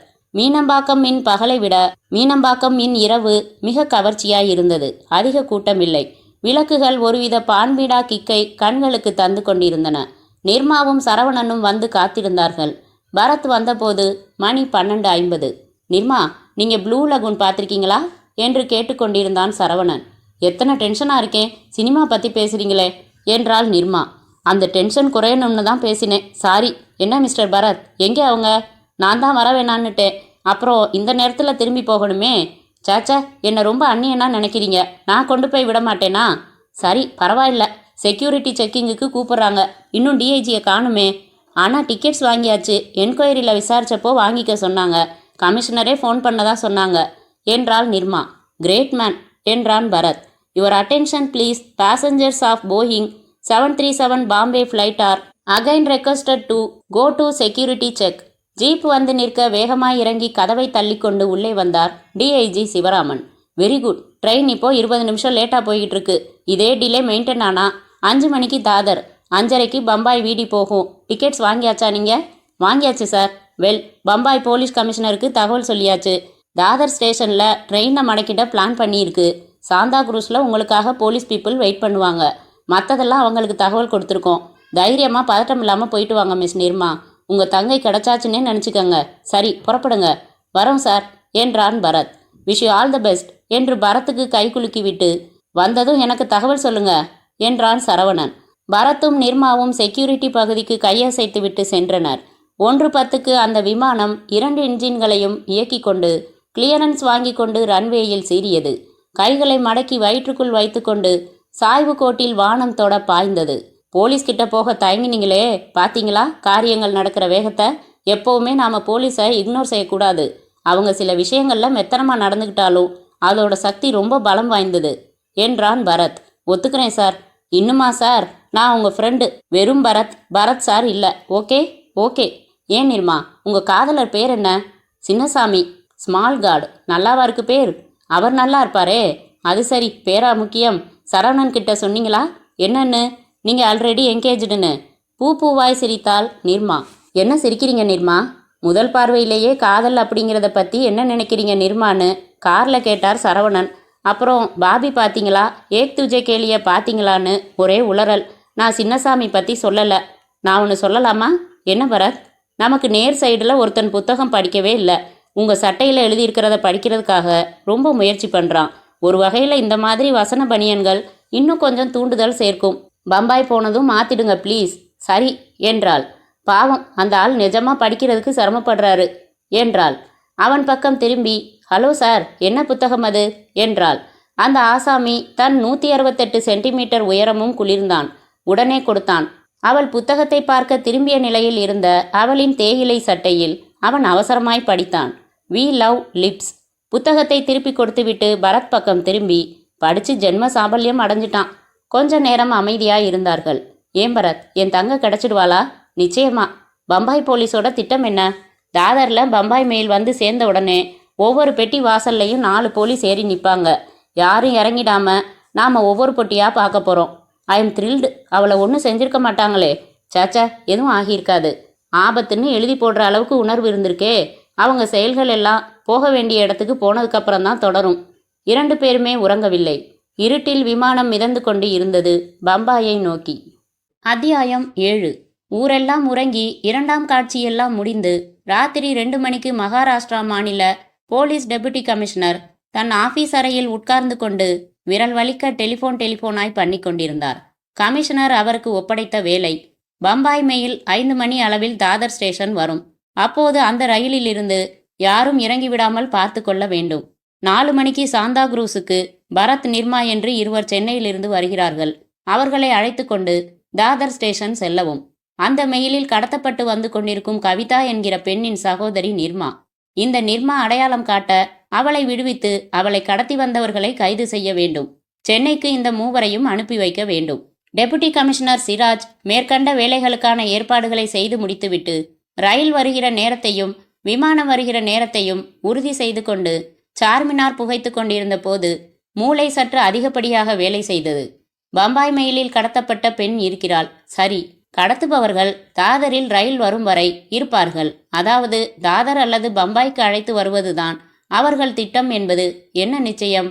தாதருக்கு முந்தைய ஸ்டேஷன்களில் இறங்கிவிட்டால்? இந்த சிந்தனை வந்ததும் உடனே ரயில்வே இலாகாவிற்கு போன் செய்து இப்போது பம்பாய் மெயில் எந்த இடத்தில் வந்து கொண்டிருக்கிறது என்பதை தெரிந்து கொண்டார். அது கடந்து தாதருக்கு முன் நிற்கும் அத்தனை ஊர்களுக்கும் போலீஸ் நிலையங்களுக்கும் போன் செய்து கீழ்கண்ட 2 வரி தகவலை சொன்னார். உங்கள் ஊர் ஸ்டேஷனில் பம்பாய் மெயிலில் இருந்து சந்தேகப்படும்படியாக ஓர் இளம்பெண்ணை அழைத்து கொண்டு யாரேனும் இறங்கினால் எனக்கு தகவல் தாருங்கள். அவர்களை தேக்கி வைத்திருங்கள். ஒரு பெண் கடத்தப்படுகிறாள். அந்த பெண்ணின் பெயர் கவிதா. ஒரு சிறப்பான அதிகப்படியான ஏற்பாட்டை செய்துவிட்ட திருப்தியில் சிகரெட்டை ஆழமாக இழுத்துக்கொண்டு மணி பார்த்தார். இரவு 2:30. தன் கைக்கடிகாரத்தில் 4 மணிக்கு அலாரம் ஒலிக்க ஏற்பாடு செய்துவிட்டு உட்கார்ந்த நிலையிலேயே கண்களை மூடிக்கொண்டார். விமான பணிப்பெண் வந்து அரை தூக்கத்தில் ஆழ்ந்திருப்பவர்களை எல்லாம் என்னை மன்னித்து கொள்ளுங்கள் சார் என்று எழுப்பினாள். தயவு செய்து உங்கள் இருக்கை பெல்ட்டை கட்டிக்கொள்ளுங்கள். இன்னும் சில நிமிடங்களில் விமானம் இறங்கப் போகிறது என்றாள். ஷீ இஸ் கியூட் என்றான் பரத் நிர்மாவிடம். சுசிலா கிட்ட சொல்றேன், செத்தேன். She is not cute. பெல்ட்டை கட்டிக்கொண்டு நீங்க தூங்குனீங்களா என்ன? கண்ணை முழிச்சுக்கிட்டு இருந்தேன். நீங்க? கையில மொத்தம் எத்தனை ரேகைகள் ஓடுதுன்னு எண்ணிக்கிட்டு இருந்தேன். தூக்கமே வரல. அவர் பிளேன்ல ஏறினதுலேருந்து இந்த நிமிஷம் வரைக்கும் 4ஆம் பக்கத்திலே இருக்காரு. Okay, no jokes. பாவம், மணி 3:52. இன்னும் 10 நிமிஷத்துல பம்பாயின் குளிரை உணர்றோம். அவங்க காத்துக்கிட்டு இருப்பாங்க. என் தங்கைக்கு எதுவும் ஆகியிருக்காதே. நம்புவோம் நிர்மா. உங்களுக்கு ஹிந்தி மாலும்? தோடா தோடா. உங்களுக்கு? குச் குச். சாந்தா குரூஸ் விமான நிலையத்தில் ஸ்பீக்கர் இவர்களை அழைத்தது. இறங்கியதும் mister Bharat and miss Nirma are asked to go to passengers waiting hall போனார்கள். ஒரு இன்ஸ்பெக்டர் உடுப்பில் இருந்தார். இவர்களை நெருங்கியவுடன் பரத்தின் கையை குலுக்கினார். வெல்கம். நிர்மலாவுக்கு ஹலோ என்றார். தன் பெயர் அர்ஜுன் சிங் என்றார். இப்போது என்ன உங்க பிளான் இன்ஸ்பெக்டர்? பிளான்? எனக்கு எதுவும் அப்படி கிடையாது. எனக்கு இருக்கிற கட்டளை உங்க 2 பேரையும் வரவேற்று நேராய் தாதர் ஸ்டேஷனுக்கு அழைத்து சென்று டெபுட்டி கமிஷனர் மிஸ்டர் சிராஜ் அவர்களிடம் ஒப்படைப்பது. மற்ற திட்டங்கள் எனக்கு தெரியாது. சரி என்றான் பரத். எதுவும் சாப்பிடுகிறீர்களா? வேண்டாம். உங்களுக்கு நிர்மா? வேண்டாம். நான் முகம் மட்டும் கழுவிக்கொள்கிறேன். இரவு முழுக்க உறங்கவில்லை. வாருங்கள் என்னுடன் கொஞ்சம் சீக்கிரமாக. 4:30 மணிக்குள் நாம் தாதரில் இருக்கிறோம். இருந்தார்கள். Deputy commissioner Siraj good morning சொன்னார். ஸ்டேஷன் மாஸ்டர் அறையில் அமர்ந்திருந்தார். கூட 2 இன்ஸ்பெக்டர்கள் 2 நாற்காலிகளை துப்புரவு செய்து பரத் நிர்மாவுக்கு வழங்கினார். ஸ்டேஷன் மாஸ்டர், உங்கள் தங்கைதானா என்றார் சிராஜ். தலைக்கு மேலே புகை ஓவியம் வரைந்தது. ஆமாம் சார். ரயில் வர அரை மணி நேரம் இருக்கிறது. என்ன நடந்தது சொல்லுங்கள். பரத் சொன்னான். குட். நீங்கள் தாமதித்திருந்தால் பார்ட்டியுடன் பம்பாயில் கலந்திருப்பான். அப்புறம் மிகச் சிரமம். நீங்கள் சொல்வதிலிருந்து நிச்சயமாக நாம் அந்த கோஷ்டியை பிடிக்கப் போகிறோம் என்று நம்புகிறேன். சார்மினார் புகைப்பீர்களா?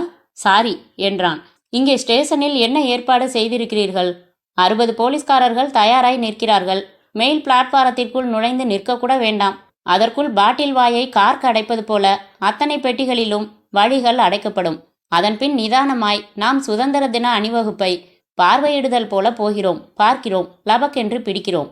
டெபுட்டி கமிஷனர் சிராஜ் தன் வாழ்வில் ஷோலாப்பூரில் ஓர் ரயில்வே ஸ்டேஷனில் 2 வைர கடத்தல்காரர்களை எப்படி பிடித்தார் என்பதை 4 சிகரெட்டுகள் நடுவில் சொல்லி முடிக்கையில் பம்பாய் மெயில் வந்து கொண்டிருந்தது. அனைவரும் பிளாட்பாரத்திற்கு விரைந்தார்கள். நிர்மா அவசரமாய் விரல்களில் நெட்டி முறித்தாள். கர்ச்சிப்பால் கழுத்தில் ஒற்றிக்கொண்டாள். வந்து நின்றது பிரச்சனைக்குரிய பம்பாய் மெயில். மகாராஷ்டிரா போலீஸ் சுறுசுறுப்பாய் செயல்பட்டது. வரவேற்க வந்தவர்கள் விழிக்க ரயில் முழுக்க பெரிய பரபரப்பு தொற்றிக்கொண்டது. டிக்கெட் இல்லாமல். முதலில் அன்ரிசர்வ்டு கம்பார்ட்மெண்ட்டுகளில் பார்க்கலாம் சார் என்றான் பரத். மிஸ் நிர்மா, நீங்கள் முன்னாடி வாருங்கள். டெபுட்டி கமிஷனர் அருகில் ஒரு இன்ஸ்பெக்டர் ஒரு கை மைக்கை எடுத்துக்கொண்டு உடன் வந்தார். அவர்கள் அந்த கம்பார்ட்மெண்ட்டில் முதலில் ஏறினார்கள். 80% பேர் குறுக்கும் நெடுக்குமாய் சாய்ந்து கொண்டும் உட்கார்ந்தபடியே உறங்கிக் கொண்டும் இருந்தார்கள். ஒவ்வொரு செக்ஷனாய் நிதானமாய் நடந்தார்கள். டாய்லெட்டுக்குள்ளும் பார்த்தார்கள். அவசரமே இல்லை, நிதானமாக போகலாம். கம்பார்ட்மெண்ட்டை விட்டு இறங்கினார்கள். அடுத்தது ஏறினார்கள். சீட்டுக்கு அடியிலும் பார்த்தார்கள். ஹேண்ட் மைக்கில் இன்ஸ்பெக்டர், பிரயாணிகள் தொல்லையை பொறுத்து கொண்டு உதவும்படி கேட்டுக்கொண்டார். மைக்கில் கவிதா என்றாள் நிர்மா. அடுத்த பெட்டி, அடுத்த பெட்டி. அந்த பம்பாய் மெயிலில் கவிதா இல்லை. வானம் விடிந்து கொண்டிருந்தது. அத்தியாயம் 8. பம்பாயில் மதியம் 2:30க்கு தாதர் எக்ஸ்பிரஸ் சென்னையை நோக்கி புறப்பட்டது. அதில் பரத்தும் நிர்மாவும் மௌனமாக ஆளுக்கொரு திசையை தேர்ந்தெடுத்து கொண்டு நோக்கி கொண்டிருந்தார்கள். சென்னையில் காலை மாலை செய்தித்தாள்களின் அலுவலகங்களில் உதவி ஆசிரியர்கள் கலந்தாலோசித்து கொண்டார்கள். தலைப்பு வரி எப்படி வைக்கலாம்? கன்னிப்பெண் கடத்தல், மர்ம மனிதர்களை பிடிக்க போலீஸ் தீவிரம். இளம்பெண் மாயமாய் மறைந்தால், கல்லூரி மாணவி எங்கே? டிஐஜி சிவராமன் அழைப்பின் பேரில் கமிஷனரை சந்தித்தார். நாம் அவசரப்பட்டுட்டோமோ மிஸ்டர் சிவராமன்? இல்ல சார், சரியான முடிவு தான் எடுத்தோம். அவங்க பூனேல இறங்கியிருக்கலாம், ரெய்ச்சூர்ல இறங்கியிருக்கலாம். பாம்பேன்னு நாம யூகிச்சது தானே ஒழிய வேற ஆதாரம் இல்லை. வழியில உள்ள எல்லா ஊர்களுக்கும் போட்டோ காப்பி அனுப்பி வைக்க ஏற்பாடு பண்ணியிருக்கேன். பம்பாயிலிருந்து தகவல் வந்த உடனேயே. மாம்பழம் ஏரியாவில் வருதா? ஆமா சார். மாம்பழத்திலிருந்து சென்ட்ரலுக்கு அந்த பொண்ணை டாக்ஸில தான் கொண்டு வந்திருக்கணும். டாக்ஸி பூரா விசாரிக்க சொல்லலாம்னு இருக்கேன். கடல் மணல என்ற வேலை இது. ஆனாலும் பண்ண சொல்லுங்க. டாக்ஸில தான் கொண்டு போயிருக்கணும்னு அவசியம் இல்லை. உள்ளூர்லேயே சில பெரிய தலைகள் இதில் தொடர்பு வச்சிருக்கலாம். பேப்பர்காரர்களுக்கு ஃபோட்டோ கொடுத்துடாதீங்க. சரி சார். பம்பாய்க்கு போன 2 பேரும் எப்போ திரும்பி வராங்க? வந்துகிட்டு இருக்காங்க சார், தாதரில். நாளைக்கு சாயங்காலம் வந்துடுவாங்க. விமான பயணம் வேஸ்ட். மிஸ்டர் பரத் சொன்ன தகவல்களை ரொம்ப நம்பினீங்க. ஆமாம் சார், நானும் அதே முடிவுக்கு தான் வந்திருப்பேன் சார். 7:30 மணிக்கு மளிகை கடைக்கு புறப்பட்ட கவிதா காணாமல் போறா. ராத்திரி 10 மணிக்கு பம்பாய் மெயில் புறப்படும் பிளாட்பாரத்தில் அவளின் கையெழுத்துள்ள கடிதம் கிடைக்குது. வேற எப்படி யூகிக்கிறது? நீங்க சொல்றதுல நியாயம் இருக்கு. நம்ம திட்டப்படி அந்த பொண்ணு கிடைச்சிருந்தா அப்ப நாம துரிதத்தில் சமயத்தில் எடுத்த முடிவை பாராட்டிக்குவோம். சரி, போகட்டும். மாம்பழம் இன்ஸ்பெக்டரை வச்சுக்கிட்டு நீங்க கொஞ்சம் நேரடியாக இறங்குங்க. போலீஸ் நேரடி விசாரணையில் இறங்கவே இல்லை. அந்த பொண்ணோட தந்தை, தோழிகள் ஆகியோரை விசாரியுங்க. அவள் வீட்டிலேருந்து மளிகை கடைக்கு எந்த பாதையில் எப்படி போவான்னு பாருங்க. அந்த வழிகளில் குடியிருக்கிறவங்கள விசாரிங்க. ஏதாவது நுனி வேணும் நமக்கு. அந்த பொண்ணை கண்டுபிடிச்சே ஆகணும், அதுவும் விரைவில். நிச்சயமா சார். புது கோணங்கள் உண்டானும் பார்க்குறேன். பாருங்க. டிஐஜி சிவராமன் வேகமாய் வெளியேறி அந்த நிமிடத்திலிருந்து கவிதாவை தேடும் முயற்சிகளில், விசாரணைகளில் துரிதமாக இறங்கினார். அடுத்த நாள் மறுபடி விடியல், மறுபடி சூரியன். மாலை 4 மணிக்கு அரக்கோணம் வந்தது தாதர் எக்ஸ்பிரஸ். நிர்மா, இன்னும் 1:30 மணியில் மெட்ராஸ். நீங்கள் போய் முகம் கழுவிட்டு வாங்க. மனசு சரியில்லை, விடுங்க என்றாள் நிர்மா. நேற்று முழுக்க சரியாய் பேசவும் இல்லை, தூங்கவும் இல்லை. பின்னிரவில் கொஞ்சமாய் அழுத சாட்சியங்களும் கண்களில் இருந்தன. பரத் இறங்கி போய் 2 நாள் பேப்பர்கள் வாங்கி வந்தான். எத்தனை தடவை நிர்மா திரும்ப திரும்ப சொல்கிறேன், உங்கள் தங்கை நிச்சயம் கிடச்சிடுவா என்றான் பக்கங்களை பிரித்து. அவனை திரும்பி வெறுமையாக பார்த்தாள். உங்களுக்கு தான் சார் முதல் பரிசு 10 லட்சம் அப்படின்னு லாட்ரி சீட்டு விற்கிறவன் சொல்கிற நம்பிக்கை பரத், நீங்கள் சொல்கிறது. பரத் மௌனமாயிருந்தான். பத்திரிகைகளில் செய்தி வந்துவிட்டதை அவளிடம் காட்டினான். சொன்னான், இங்கே பாருங்க நிர்மா, என் ஆறுதல் வார்த்தைகள் உங்கள் மனசில் மாற்றத்தை ஏற்படுத்த போகிறதில்ல. ஆனால் நிஜங்களை டைஜஸ்ட் பண்ணிக்க பழகிக்கணும் நாம. மகாராஷ்டிரா போலீஸுக்கு நிறைய இன்ட்ரெஸ்ட் இந்த கேஸில் ஏற்பட்டு போச்சு. அங்கேருந்து நாம் டிஐஜி சிவராமன் கிட்ட ஃபோனில் பேசினப்பவும் அவர் என்ன சொன்னார்? தைரியமாக வந்து சேருங்க, நிச்சயமாக கண்டுபிடிச்சிடலாம், நான் உடனடியாக நடவடிக்கைகள் எடுக்கிறேன்னு சொன்னார். கொஞ்சம் தாமதமானாலும் கண்டுபிடிச்சிடலாங்கிற நம்பிக்கை எனக்கு இருக்கு. எனக்கு இல்லை என்றாள் பட்டென்று. பரத் பார்வையை திருப்பி கொண்டான். என்ன சொல்லி இவளுக்கு நம்பிக்கை உண்டாக்க முடியும்? மனிதன் முயற்சி மட்டும்தானே மேற்கொள்ள முடியும். பம்பாய் மெயிலில் கடத்தப்பட்டாள் என்று முடிவுக்கு வந்தது தவறா? தவறு என்றால் எங்கே போனாள்? எதற்காக சென்ட்ரலுக்கு அழைத்து வரப்பட்டாள்? தாதரில் பயணம் துவங்கியதிலிருந்து மறுபடி யோசித்தான். ஒன்றும் பளிச்சிடவில்லை. ஒரே ஒரு யோசனை மட்டும் எழுந்தது. பக்கத்து பிளாட்பாரங்களில் இருந்து அந்த சீட்டு பறந்து வந்து 6ஆம் நம்பர் பிளாட்பாரத்தில் விழுந்திருக்கலாமா? 5இல் பெங்களூர் மெயிலா? 7இல் என்ன? விசாரிக்க வேண்டும் என்று மனத்தில் குறித்து கொண்டான். பரத், உங்கள் மனசை புண்படுத்திட்டேனா என்றாள் நிர்மா. இல்லை நிர்மா, உங்கள் வார்த்தைகள் வேதனையிலிருந்து வருது. என்னால் மனிதர்களை புரிஞ்சுக்க முடியும். எனக்கு வருத்தம் எதுவும் இல்லை. பரத், என் தங்கையை கண்டுபிடிச்சி என்கிட்ட ஒப்படைக்க முழு மூச்சா இறங்குவீங்களா? ஷியூர். இது வரைக்கும் நம்மோட யூகம் என்ன? ஒரு மனிதனுக்கும் மேற்பட்டவர்களால் உங்கள் தங்கை கடத்தப்பட்டிருக்கா. அதில் பம்பாய் மெயில்னு யூகிச்சதால பம்பாயில் சிகப்பு விளக்கு பகுதிக்கு இல்லை வெளிநாட்டுக்கு விற்பனை செய்கிறதுக்குங்கிற மாதிரியெல்லாம் நினச்சி வச்சுருந்தோம் இல்லையா? இந்த கோணத்தை விட்டு இன்னொரு கோணத்தில் சிந்திக்கலாமா? எப்படி? கடத்தினது ஒரு தனி மனிதன். நோக்கம் விற்பனை இல்லை. ஏதோ ஒரு பழிவாங்கல் காரணம். ஐயோ, என்னென்னமோ சுத்துறீங்களே. பழிவாங்களா? இதுகிட்டையா? பசு மாதிரி சாது என் கவிதா. என்னை குழப்பாதீங்க பரத், ப்ளீஸ். எல்லா விதத்திலையும் சிந்திக்கணும் நிர்மா. ஒவ்வொரு மனிதனுக்கும் நிறைய முகங்கள் இருக்கு. நானே கூட என் ஆஃபீஸில் ஒருவித பரத், என் கிளையண்ட்ஸ் பார்வையில் ஒருவித பரத், சுசீலாவுக்கு இன்னொரு பரத். அது மாதிரி கவிதாவுக்கு வேற முகங்கள் இருக்கலாம். ஐயோ, என்னை பைத்தியமாக்கிடாதீங்க. ஊர் போனதுமே டிஐஜியை சந்திக்கிறோம். அப்புறம் உங்கள் வீட்டுக்கு போகிறோம். உங்கள் தங்கையோட ரூமை நான் ஆராயணும். உங்கள் தங்கையோட தோழிகள் எல்லாரோட அட்ரஸும் வேணும். மறுபடி நான் முறையாக அடிப்படையிலேருந்து ஆரம்பிக்க போகிறேன். என்ன செய்வீங்களோ, எனக்கு கவிதா வேணும். எனக்கு உண்மை வேணும். சென்ட்ரலில் விடுபட்டு ஃபோனில் டிஐஜி இருக்குமிடம் தெரிந்து கொண்டு சந்தித்து தீவிரமாக நடவடிக்கைகள் எடுத்திருக்கோம். நம்பிக்கையாக இருங்க. பெங்களூருக்கு கூட உங்கள் தங்கையோட ஃபோட்டோவும் விவரங்களும் போயிருக்கு. உங்கள் தங்கையோட தோழிகளை எல்லாம் விசாரித்தேன். உங்கள் அப்பா அனுமதியோட உங்கள் தங்கையோட அறையை பார்த்தேன். ஏதாச்சும் கிளிக்கு ஒலிக்குமான்னு. சாதாரணமான பொண்ணு, காதல் கீதல் எதுவும் கிடையாதுங்கிறது ஏன் முடிவு. அப்படித்தானே மிஸ் நிர்மா என்றார் டிஐஜி. ஆமாம் சார், அவ்வளவு அடக்கமானவ. We share matters. காதல் எல்லாம் அவளுக்கும் சேர்த்து வச்சு நான் தான் பண்ணினேன். மேலும் கொஞ்ச நேரம் பேசி கொண்டிருந்து விட்டு வெளியேறினார்கள். நிர்மா, நான் செய்ய நினச்ச காரியத்தை போலீஸே செஞ்சிடுச்சு. ஆனால் நானும் செய்யணும். இப்போ வேணாம். நீங்கள் உங்கள் வீட்டுக்கு போங்க, நானும் போகிறேன். இன்னும் 2 நாள் லீவ் போட்டுடுறேன். நீங்களும் போட்டுடுங்க. நாளை காலையில் 7 இல்லை 8 மணிக்கு உங்கள் வீட்டுக்கு வரேன் என்று பரத் புறப்பட்டான். சுசீலா, நான் களைப்பாக இருக்கிறேன். என் குடும்ப டாக்டர் எனக்கு ஹார்லிக்ஸை விட சுசீலாவையே சிபாரிசு செய்கிறார் என்ற பரத், கவிதா கிடைச்சாலான்னு கேட்கலையே நீ? அதான் பேப்பர்கள் சொல்லிடுச்சே. தவிர தினம் 4 தரம் ஃபோன் பண்ணி சரவணன் தகவல் சொன்னார். டிஐஜி தகவல் வாங்கி. குரல் ரொம்ப இனிமை பரத் அவருக்கு. அப்படியா? நிர்மாவோட கை எவ்வளவு சாஃப்ட் தெரியுமா? கையை விட கன்னம் சாஃப்ட், கன்னத்தை விட கழுத்து சாஃப்ட் என்று பரத் சரமாரியாக கிள்ளு வாங்கினான். அடுத்த நாள் காலையில், ஜன்னல் வழியா என்ன பார்க்குறீங்க என்று சுசீலா வர அவசரமாய் ஜன்னலை மூடினான் பரத். ஒன்றுமில்ல சுசி. ஒன்றுமில்லன்னா ஏன் கதவை சாத்தினீங்க? நகருங்க பார்க்கலாம் என்று திறந்தாள். 1 2 3 4. எத்தனை நாளாக இவளை சைட் அடிக்கிறீங்க? சேச்ச, நான் அந்த மரத்தில் குருவி பார்த்தேன். குருவியா?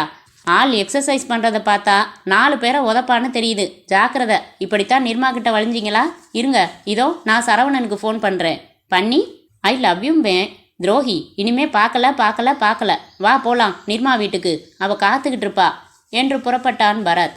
அவர்களின் ஸ்கூட்டர் பர்கிட் ரோட்டை அடைந்த 17வது நிமிடத்தில் கவிதாவின் அறையில் குப்பை கூடையில் அதை கண்டுபிடித்தான் பரத். அது மாத்திரை நீக்கப்பட்ட அட்டையின் ஒரு பகுதி. ஃபேமாப்ளின் என்னும் மாத்திரை நீக்கப்பட்ட அட்டையின் ஒரு பகுதி. இந்த மாத்திரை எதுக்குன்னு தெரியுமா நிர்மா? தெரியாதே என்றாள் நிர்மா. உனக்கு சுசி?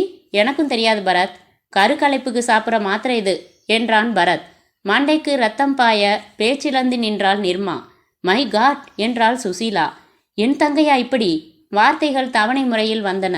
நிர்மா, நான் சொன்னேனே, கவிதாவோட இன்னொரு முகம் இது. யார் அவன்னு தெரியணும். ஏன் பரத், அவன்தான் இவளை கடத்தி என்றாள் சுசீலா.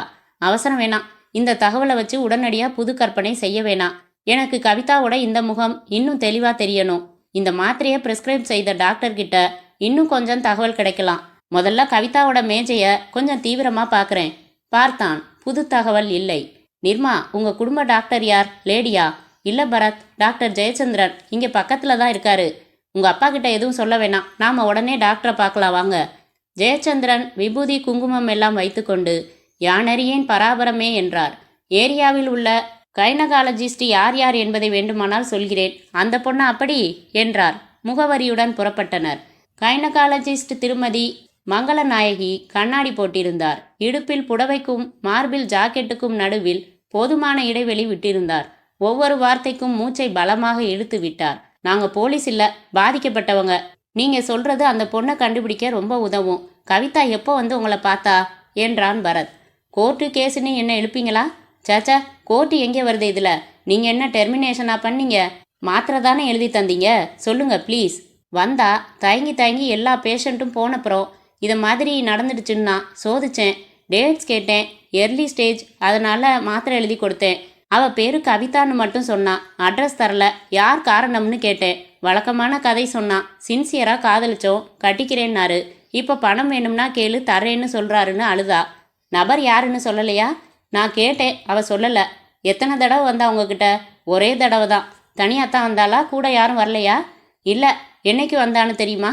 ஓ என்று எழுந்து மூலையில் கம்பியில் கோக்கப்பட்டிருந்த நோயாளிகள் லிஸ்ட், டோக்கன் நம்பர் விவர பேப்பர்களை பார்த்து 16ஆம் தேதி, 1 வாரமாச்சு என்றார் டாக்டர்.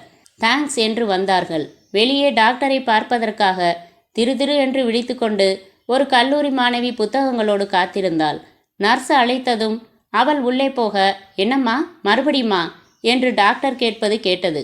அத்தியாயம் 9.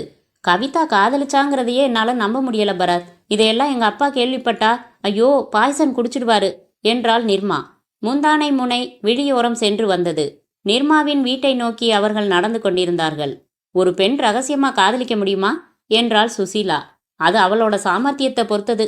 கவிதா ஒரு சாமர்த்தியமான அப்பாவி. அவன் யார், எப்படி பழக்கம்? வீட்டில் ரூம்ல ஒரு லெட்டர் கூட கிடைக்கல. உங்க வீட்டுக்கு அடிக்கடி வர்றவங்க யார் நிர்மா? அவன் யாருங்கிறத நீங்க தான் ஓரளவு யூகம் பண்ணணும் என்றான் பரத். முடியல பரத், வீட்டுக்கு யாரும் வர்றதில்ல. காலேஜ் போறப்போ வர்றப்போ ஏற்பட்ட பழக்கம்னு நினைக்கிறேன். இப்ப அடுத்து என்ன செய்ய போறீங்க பரத்? நீங்களும் வரீங்க. என் ஸ்கூட்டர் உங்க வீட்லயே இருக்கட்டும். கவிதாவோட ஃப்ரெண்ட்ஸ் ஒவ்வொருத்தையும் பார்க்கணும். பஸ்ல போகலாம். அதுக்கு முன்னாடி உங்க பக்கத்து வீட்டு மாமிய நேர்ல ஒரு தடவை விசாரிச்சிடலாம். மாமி எல்லோருக்கும் பிடிவாதமாக ஹார்லிக்ஸ் கரைத்து கொடுத்து போனில் சொன்ன அதே தகவலையே திருப்பி சொன்னாள். பஸ்ஸில் ஏறினார்கள். இன்னைக்கு நல்ல வேலையா சண்டே, காலேஜ் இல்ல, அவங்க வீட்டில் இருப்பாங்க என்றாள் நிர்மா. எல்லோருமே அவரவர்கள் வீட்டில் இருந்தார்கள். கையில் 10 விரல்களிலும் மருதாணி வைத்துக்கொண்டு கையை அதிகமாய் அசைக்காமல் சொன்னாள் விஜயா. கவிதா காதலிச்சாங்கிறது நீங்க சொல்லித்தான் தெரியும், என்கிட்ட சொன்னதே இல்ல. மிளகாய் பொடி இடித்து கொண்டிருந்த ருக்மணி விஜயா சொன்னதை ஆக்ஷன் ரீப்ளே செய்தாள். தன் தம்பியுடன் கேரம் விளையாடி கொண்டிருந்த கௌசல்யா தன் அறைக்கு அழைத்து வந்து, மை காட், அவனாத்தான் இருக்கணும் என்றாள். முகம் மலர, சொல்லுங்க மேடம். யாரு யாரு உங்களுக்கு தெரியுமா என்றான் பரத். எனக்கு யாருன்னு தெரியாது. ஒரு தடவை ப்ளூ டைமண்ட்ஸ் இன்டர்வெல்ல கவிதாவை ஒரு உயரமான யங் பர்சனோட பார்த்தேன். அவ என்ன பார்க்கல. மறுநாள் என்னடி காதலான்னு கேட்டேன். சீச்சி, மதுரையிலேருந்து வந்திருந்த எங்கள் பெரியம்மா பையன்டி, எனக்கு அண்ணன் முறை வேணும்னா. நான் சாரி சொல்லி அதோட விஷயத்த விட்டுட்டேன். எங்களுக்கு பெரியம்மாவே கிடையாது என்றாள் நிர்மா. அவன்தான். கமான் மேடம், சொல்லுங்க, அவன் எப்படி இருந்தான்? கௌசல்யா யோசித்தாள். நான் பார்த்தது 2 மாதம் முன்னாடி. ஜஸ்ட் ஒரு 2 நிமிஷம். ஞாபகம் வரல. ஆளை பார்த்தா சொல்லிடுவேன்னு நினைக்கிறேன். ஆள் உயரம்ங்கிறது மட்டும்தான் ஞாபகம் இருக்கு. மீசை வச்சிருந்தானா? சாரி, தூரத்துல இருந்து பார்த்தேன். வச்சிருந்தான்னு நினைக்கிறேன். மறுபடி ஞாபகப்படுத்தி பாருங்க. அவன் எப்படி இருந்தான்னு உங்களுக்கு தோன்றதெல்லாம் எழுதி வைங்க. மறுபடி உங்களை தொடர்பு கொள்கிறேன். உங்கள் ஃபோன் நம்பர் என்ன சொன்னாள்.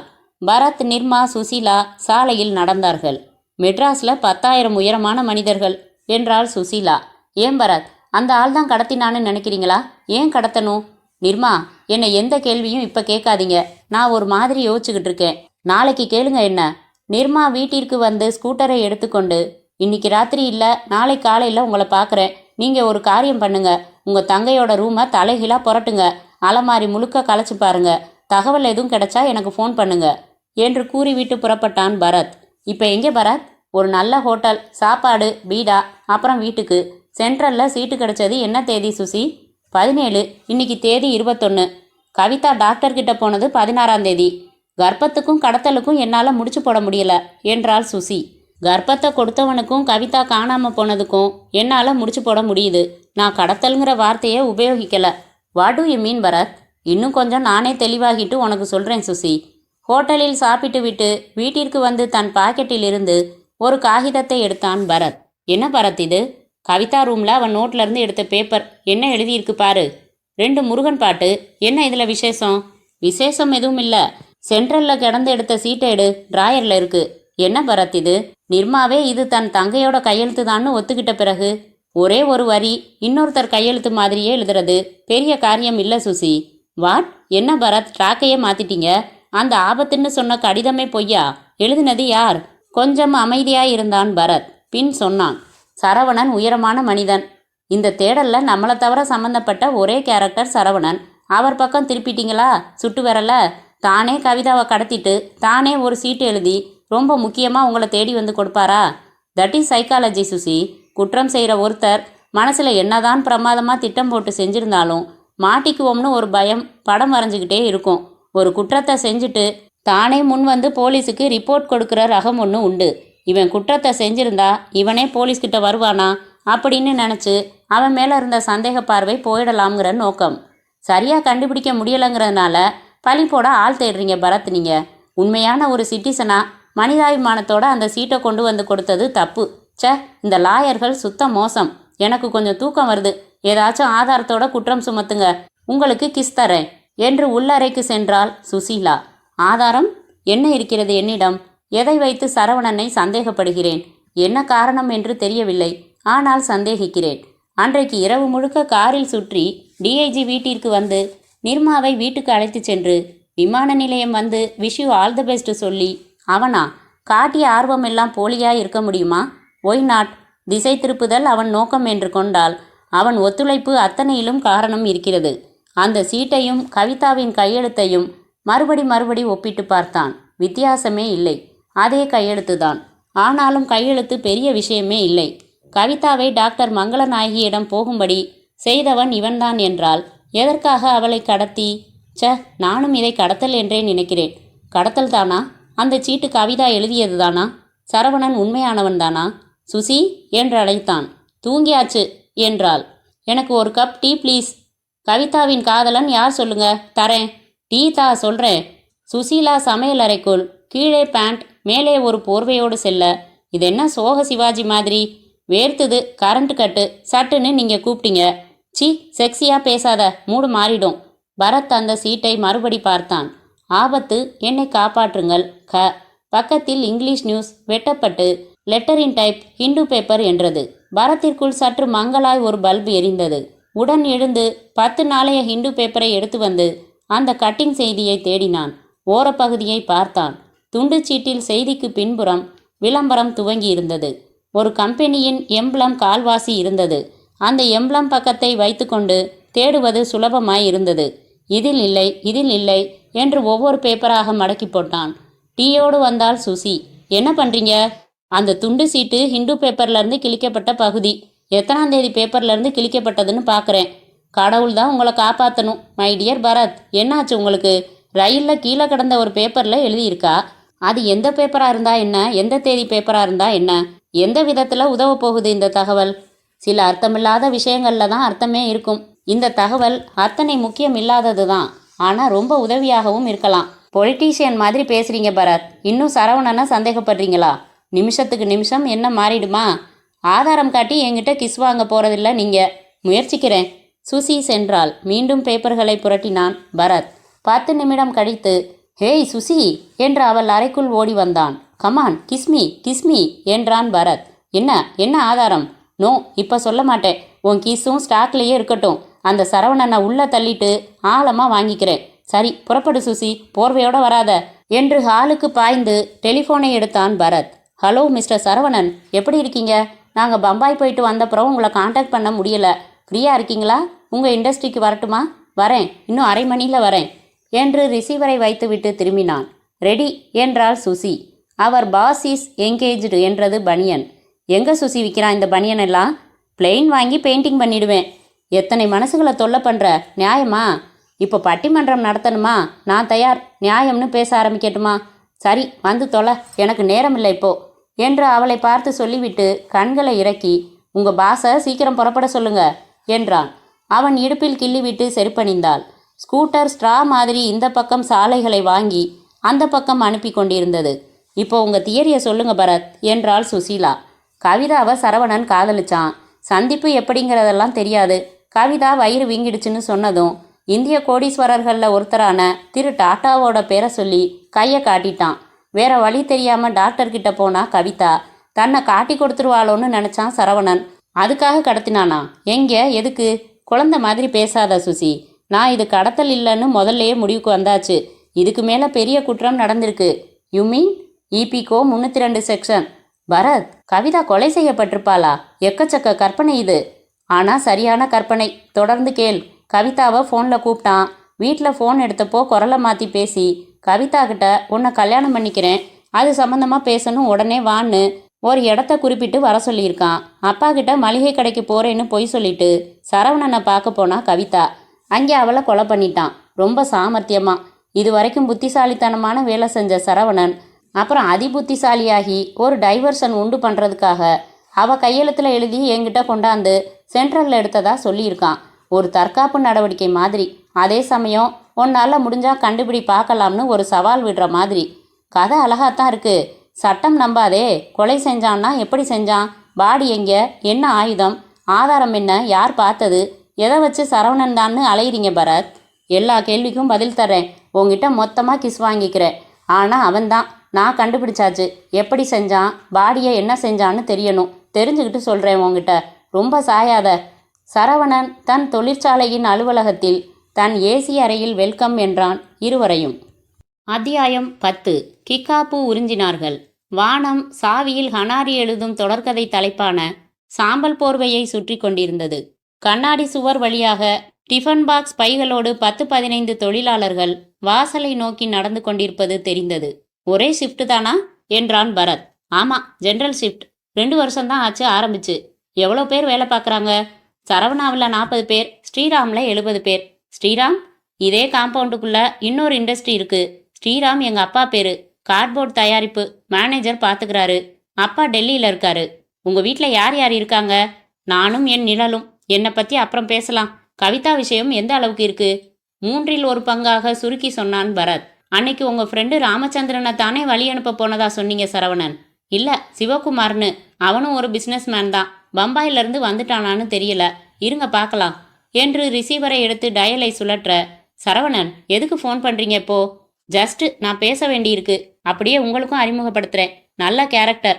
ஹலோ சிவகுமாரா, நான் தாண்டா பேசுகிறேன். எப்போ வந்த பம்பாயிலேருந்து? உன்னை வழி அனுப்ப வந்தேனா? அதில் ஒரு விசேஷமே இருக்கு. நேரில் விரிவாக சொல்கிறேன். லாயர் பரத்னு கேள்விப்பட்டிருக்கியா? எஸ், அவர் தான். ஜஸ்ட் ஒரு ஹலோ சொல்கிறியா இப்போ? இந்தாங்க பரத், உங்கள் கூட பேச அவனுக்கும் இன்ட்ரெஸ்ட் என்று நீட்டினான் சரவணன். வாங்கி ஒப்புக்கு பேசி, ஓ நிச்சயம் ஒரு தரம் சந்திக்கலாம் என்று முடித்து ஃபோனை வைத்தான். இண்டஸ்ட்ரியை சுற்றி பார்க்குறீங்களா என்று சரவணன் கேட்டபோது இன்டர்காம் சினுங்க எடுத்து, சரி வர சொல்லுங்க. அப்படியே ராஜேந்திரன் இருப்பானே, அவனையும் வர சொல்லுங்க என்று வைத்துவிட்டு, என்ன பரத், இன்னைக்கு நாம் 3 பேரும் ஒரு ஹோட்டலுக்கு போகலாமா என்றான். ஓ, நான் ஃப்ரீ தான், போகலாம். ஒரு வெளியூர் பார்ட்டிக்கு வந்திருக்காங்க. அவங்கள பேசி அனுப்பிடுறேன். வா ராஜேந்திரன், இவங்களுக்கு நம்ம இண்டஸ்ட்ரியை சுற்றி காட்டு. போய் வந்துருங்க பரத். பரத் சுசீலா இருவரும் மீசை இல்லாத கொசகொச என்று சட்டையை பேண்டிற்குள் ஒரு சீராய் இல்லாமல் செருகியிருந்த ராஜேந்திரன் என்னும் இளைஞனுடன் நடந்தார்கள். ஒவ்வொன்றாய் காட்டினான், விளக்கினான் அவன். தொழிற்சாலையின் பின்பகுதிக்கு வந்தபோது கண்ணில் பட்டது அந்த குப்பை மேடு. கருப்பாய் குமிந்திருந்தது. என்னப்பா அது என்றான் பரத். என்ன நாத்தம் இது? இது 2 தொழிற்சாலையோட குப்பை சார். அப்பப்போ எரிச்சிடுறது. எங்கள் இண்டஸ்ட்ரியை விட கார்போர்டில் தான் வேஸ்ட் அதிகம். போன வாரம் தான் எரிச்சோம், அதான் நாத்தம். போன வாரம் என்னைக்கு எரிச்சிங்க? ஏன் இருங்க சொல்கிறேன். புதன்கிழமை ராத்திரி. ஏன் கேட்டீங்க? சும்மாதான். மனதுக்குள் கணக்கு போட்டான். புதன்கிழமை 17ஆம் தேதி. கவிதா காணாமல் போன தினம். பெரிய குப்பை குவியல். எத்தனை மணிக்கு தொழிற்சாலையை பூட்டுவீங்க? நாங்கள்லாம் 5 மணிக்கு போயிடுவோம். இன்னைக்கு லேட். ஓனர் வீட்டில் ஏசி இல்லை. இங்கே ஏசி இருக்கிறதுனால ஒண்டி கட்டைங்கிறதுனால ராத்திரி ரொம்ப நேரம் இருப்பார். சமயத்தில் இங்கேயே இருந்துடுவார். இங்கே பக்கத்தில் டாய்லெட் இருக்கா? அதோ அந்த மூளைக்கு போகணும். எனக்கு அவசரம்ப்பா, டார்ச் லைட்டை கொடு. அந்த குப்பை மேட்டில் போய் என்று போனான் பரத். சும்மா ஜிப்பை இழுத்துவிட்டு டார்ச்சால் குப்பையை ஆராய்ந்தான். கால்களால் துளாவினான். கறி கும்பலாய் சாம்பலாய் இருந்தது. கண்ணில் பட்ட அதை அவசரமாய் எடுத்துக்கொண்டு மறைத்து கொண்டு திரும்பி வந்தான். மறுபடி சரவணனின் அறைக்கு வந்து, சரவணன், சுசீலாவுக்கு வேற ஒரு என்கேஜ்மெண்ட் இருக்கு. நாம் ஹோட்டலுக்கு நாளைக்கு போகலாமா? போகலாமே, நாளைக்கு நான் ஃபோன் பண்ணுறேன் என்று அழகாய் சிரித்தான் சரவணன். பாவி, அற்புதமாய் ஒரு கொலையை செய்துவிட்டு சிரிக்கிறாய். சிரிப்பாய் சிரிக்கப் போகிறாய். வருகிறேன் சரவணா. வில்லை வளைத்து கொண்டுதான் அம்பை விட வேண்டும். ஸ்கூட்டரில் பயணம் மறுபடி. குப்பை மேட்டில் என்ன பொறுக்குனீங்க பரத்? நான் கவனிச்சிட்டேன் என்றாள் சுசி. ஒரு துணி துண்டு. துணின்னா நெய்யப்பட்ட துணி இல்லை. கலர் நூல் வாங்கி பின்னி பின்னி நடுவில் ஓட்டை ஓட்டையாக டிசைன் விட்டு துணியாக மாற்றின துணி. முக்காவாசி எரிஞ்சு மீதி கால்வாசி இருக்கு. கார்ட்போர்ட் இண்டஸ்ட்ரியின் கழிவில் பேப்பர் அட்டை இருக்கும். பின்னின துணி எப்படி வரும்? நான் கெஸ் பண்ணிட்டேன். நீ சரியா சொல்லு பார்க்கலாம் என்று ஒரு கையால் ஸ்கூட்டரை ஓட்டிக்கொண்டு ஒரு கையால் அதை எடுத்து கொடுத்தான் பரத். பார்த்த உடனேயே சொன்னாள், இது ஒரு பையின் பகுதி. அதாவது கவிதா மளிகை கடைக்கு போயிட்டு வரேன்னு எடுத்துக்கிட்டு போன பையின் பகுதி. எனக்கு சிலிர்க்குது பரத் என்றாள். இப்போ எங்கே போறீங்க பரத்? பர்கிட் ரோட், நிர்மா. நிர்மாவின் அப்பா பூஜை ரூமுக்குள் கண்களை மூடிக்கொண்டு உட்கார்ந்திருந்தார். நிர்மா ரேடியோவை அணைத்துவிட்டு அவர்களை மொட்டை மாடிக்கு அழைத்து வந்து நாற்காலி போட்டாள். டிஐஜி வந்தார் பரத். கவிதா ஃப்ரெண்ட்ஸ் அட்ரஸ் கேட்டாரு. தந்தேன். காலேஜில் எல்லாம் விசாரிச்சாராம். ஆட்டோ டாக்ஸி எல்லாம் விசாரிச்சுக்கிட்டு இருக்காங்களாம். ரொம்ப நம்பிக்கை சொல்லிட்டு போனாரு என்றாள் நிர்மா. பரத் மௌனமாய் இருந்தான். சுசீலாவை பார்த்தான். நிர்மா, சில நிஜங்களை தாங்கிக்குவீங்களா? டிஐஜி கிட்ட டாக்டர் விவகாரம் சொன்னீங்களா? இல்லை பரத், என்ன நிஜங்கள் சொல்லி இருக்கணும் நிர்மா. சரி பரவாயில்ல, நான் அவரை சந்திக்க போறேன். கொஞ்சம் கொஞ்சமா சொல்ல விரும்பல நிர்மா. மனசை தைரியப்படுத்திக்கங்க. உங்க தங்கை கடத்தப்படல, திறமையா கொலை செய்யப்பட்டிருக்கா. நோ என்றாள். சுசீலா அவளை ஆறுதலாக அணைத்து கொள்ள சரவணன் விஷயத்தை புகட்டினான் வரிசையாக. இந்த துணித்துண்டை உங்களால அடையாளம் கண்டுபிடிக்க முடியுமா நிர்மா என்றான் பரத். மை காட், இது நான் பின்னின பை. இந்த பையை நான் தேடிக்கிட்டு இருந்தேன். சரவணன் குப்பையோட குப்பையா நுழைச்சு விட்டு உடலை எரிச்சிட்டாங்கிறது என் எண்ணம். இத்தனை நாள் அவகாசத்துல எலும்புகளை அப்புறப்படுத்தியிருப்பான். சுத்தமா ஒரு உடலை அழகா காத்துல கரைச்சிட்டான். இந்த துணித்துண்டு இதை கன்ஃபார்ம் பண்ணுது. இன்னொரு இன்ட்ரெஸ்டிங் விஷயம் கேளுங்க நிர்மா. உங்க தங்கை காணாம போனது என்ன தேதி? 17. அவ செய்தி எழுதி சென்ட்ரல்ல போட்டதா சரவணன் என்கிட்ட கொடுத்த ஹிந்து பேப்பரின் பகுதியை வச்சு அந்த பேப்பரோட தேதியை கண்டுபிடிச்சேன். ஃபார் மை சர்ப்ரைஸ், 18ஆம் தேதியின் பேப்பர் துண்டு அது. அடுத்த நாள் பேப்பரின் துண்டை முதல் நாளே கண்டுபிடிச்சிருக்கார் நம் சரவணன். எப்படி? அவர் சிவகுமாருங்கிற ஃப்ரெண்டை வழி அனுப்ப போனதை மறுபடி உறுதிப்படுத்திக்கிறதுக்காக ஓவர் ஆக்ஷன் பண்ணி என்னையே டெலிஃபோன்ல பேச சொல்றாரு. அமைதியாய் வெறித்தாள் நிர்மா. இப்ப என்ன பண்றோம் பரத் என்றாள் சுசீலா. நேரா டிஐஜியை பார்த்து இந்த விஷயங்களை சொல்றோம். ஆனா ஒரு விஷயம், நம்ம சட்டத்தினால சரவணனை டச் பண்ணவே முடியாது. ஆதாரமே கிடையாது. சட்டத்துக்கு பாடி வேணும். எப்படி கொலை பண்ணான்னு தெரியணும். சாட்சி சம்பிரதாயம் எல்லாம் வேணும். இந்த பை, இந்த துண்டுச்சீட்டு இதெல்லாம் காத்தா பறந்துடும். இப்போ சரவணன் தண்டிக்கப்பட என்ன வழி என்றாள் சுசீலா. சரவணன் தானா சரண்டர் அடைஞ்சாதான், இல்லைன்னா ரொம்ப கஷ்டம். அவங்கிட்ட கவிதா தொடர்பா எதுவுமே இருக்காது. எல்லாத்தையும் அழிச்சிருப்பான். கவிதாவையும் அவனையும் சேர்த்து வச்சு பார்த்தவங்க யாரும் இல்லை. அந்த கௌசல்யாவை ஒரு சாட்சியா வச்சுக்கலாம். ஆனா ஸ்ட்ராங் இல்லை. இனிமே it is left to police. அவங்க வழிகளில் நிதானமா ஒரு சிஐடி கிட்ட இந்த கேஸ் ஒப்படைக்கப்படும். அவன் ஆதாரங்களுக்கு அலைவான். அமைதியாய் வெறித்தாள் நிர்மா. என் கவிதா இல்லையா? திரும்பி வரமாட்டாளா? சரவணனா? அவனா? வெல், நிஜங்களை விழுங்கித்தான் ஆகணும். பரத், என் சின்சியர் தேங்க்ஸ். நீங்க எனக்காக இவ்வளவு மெனக்கெட்டதுக்கு. என்ன நிர்மா, அத்தியாயம் முடிஞ்சிடல. நான் அந்த சரவணனை விடுறதா இல்லை. அவனோட இன்னும் நெருக்கமா பழக போறேன். ஆதாரத்தோட அவனை பிடிக்கத்தான் போறேன். எனக்கு நம்பிக்கை இருக்கு. எனக்கு நம்பிக்கை இல்லை பரத். பயங்கரமா 4 பக்கமும் கோட்டை கட்டிக்கிட்டான். You can not touch him. நீங்க சொன்ன மாதிரி சட்டம் எதுவும் செய்ய முடியாது. அவன் இன்னொரு கவிதாவை தேடிக்கிட்டு தான் இருப்பான். என் கவிதாவோட சாப்டர் ஓவர். டிஐஜியை பார்க்குறப்போ ஒரு வேண்டுகோள் பரத். என்ன நிர்மா, தயவு செஞ்சு கவிதா கடத்தப்பட்டாங்கிற நியூஸோட இருக்கட்டும். அவ காதலிச்சது, உண்டாயிருந்தது, கொல்லப்பட்டதுன்னு எதுவும் சமுதாயத்துக்கு தெரிய வேணாம். ப்ளீஸ், நானும் அவர்கிட்ட சொல்கிறேன். குறிப்பா எங்கள் அப்பா இன்னும் கொஞ்ச நாள் வாழணும்னு விரும்புகிறேன். நான் சொல்கிறேன் நிர்மா, தைரியமா இருங்க. நாம் அடிக்கடி சந்திக்கலாம். சரவணன் என் தங்கையை காதலிச்சு கொன்னான் இல்லை? அவனை பிடிச்சிடலாம் நிர்மா. காதலிச்சு ஏமாத்தி கொன்னான் இல்லை? அமைதியாய் இருந்தார்கள் பரத்தும் சுசீலாவும். பின் விடைபெற்று கிளம்பினார்கள். டிஐஜியை சந்தித்தார்கள். ஃபேமாலின் மாத்திரை, டாக்டர் மங்களநாயகி, கௌசல்யா சொன்ன உயர மனிதன், துண்டுச்சீட்டு, 18ஆம் தேதி, குப்பை மேட்டில் பை துண்டு. ரொம்ப நேரம் மௌனமாயிருந்தார் சிவராமன். ஒரே மாசம் குறிச்சு வச்சுக்கங்க பரத், அவனை நான் பிடிக்கிறேன். வீட்டிற்கு வந்தார்கள் பரத்தும் சுசீலாவும். அத்தியாயம் 11. மறுநாள் தத்தி தத்தி வந்த அலைகளை கரையில் காத்திருந்து மணல்கள் உறிஞ்சின. டக் டக் என ஓடி வந்து கொண்டிருந்தான் சரவணன். Good morning Saravanan. குரல் கேட்டு நிமிர்ந்தான். ஓட்டத்தை நிறுத்தினான். ஆச்சரியப்பட்டான். ஹலோ, என்ன இது இத்தனை காலையில் இங்க? நீங்களும் ரன்னிங் போறீங்களா? இல்லை, உங்களை பார்க்கத்தான் வந்தேன். அன்னைக்கு காரில் சொன்னீங்களே தினமும் எலியட்ஸ் பீச்சுக்கிட்ட ரன்னிங் போவேன்னு, அதை வச்சு வந்தேன். இதென்ன இங்கே கூட்டமே இல்லை? இங்கே அவ்வளோ கூட்டம் இருக்காது. மணி 5 தானே ஆகுது. சரி, என்ன விஷயம் சொல்லிடட்டுமா? நேரா பட்டுன்னு சொல்லிடட்டுமா? நான் உங்களை காதலிக்கிறேன் சரவணன் என்றாள் நிர்மா. வாவ் என்றான். என் தங்க காதலிச்ச மாதிரியே என்றாள். இதுவரை கைகளை பின்னால் கட்டியிருந்தாள். இப்போது முன்புறம் எடுத்தபோது கத்தி. நகராதீங்க சரவணன்.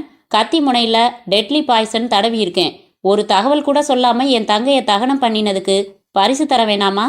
6 மணிக்கு அம்மா பால் என்ற போது பாத்திரத்தோடு வந்து பால் வாங்கினாள் நிர்மா.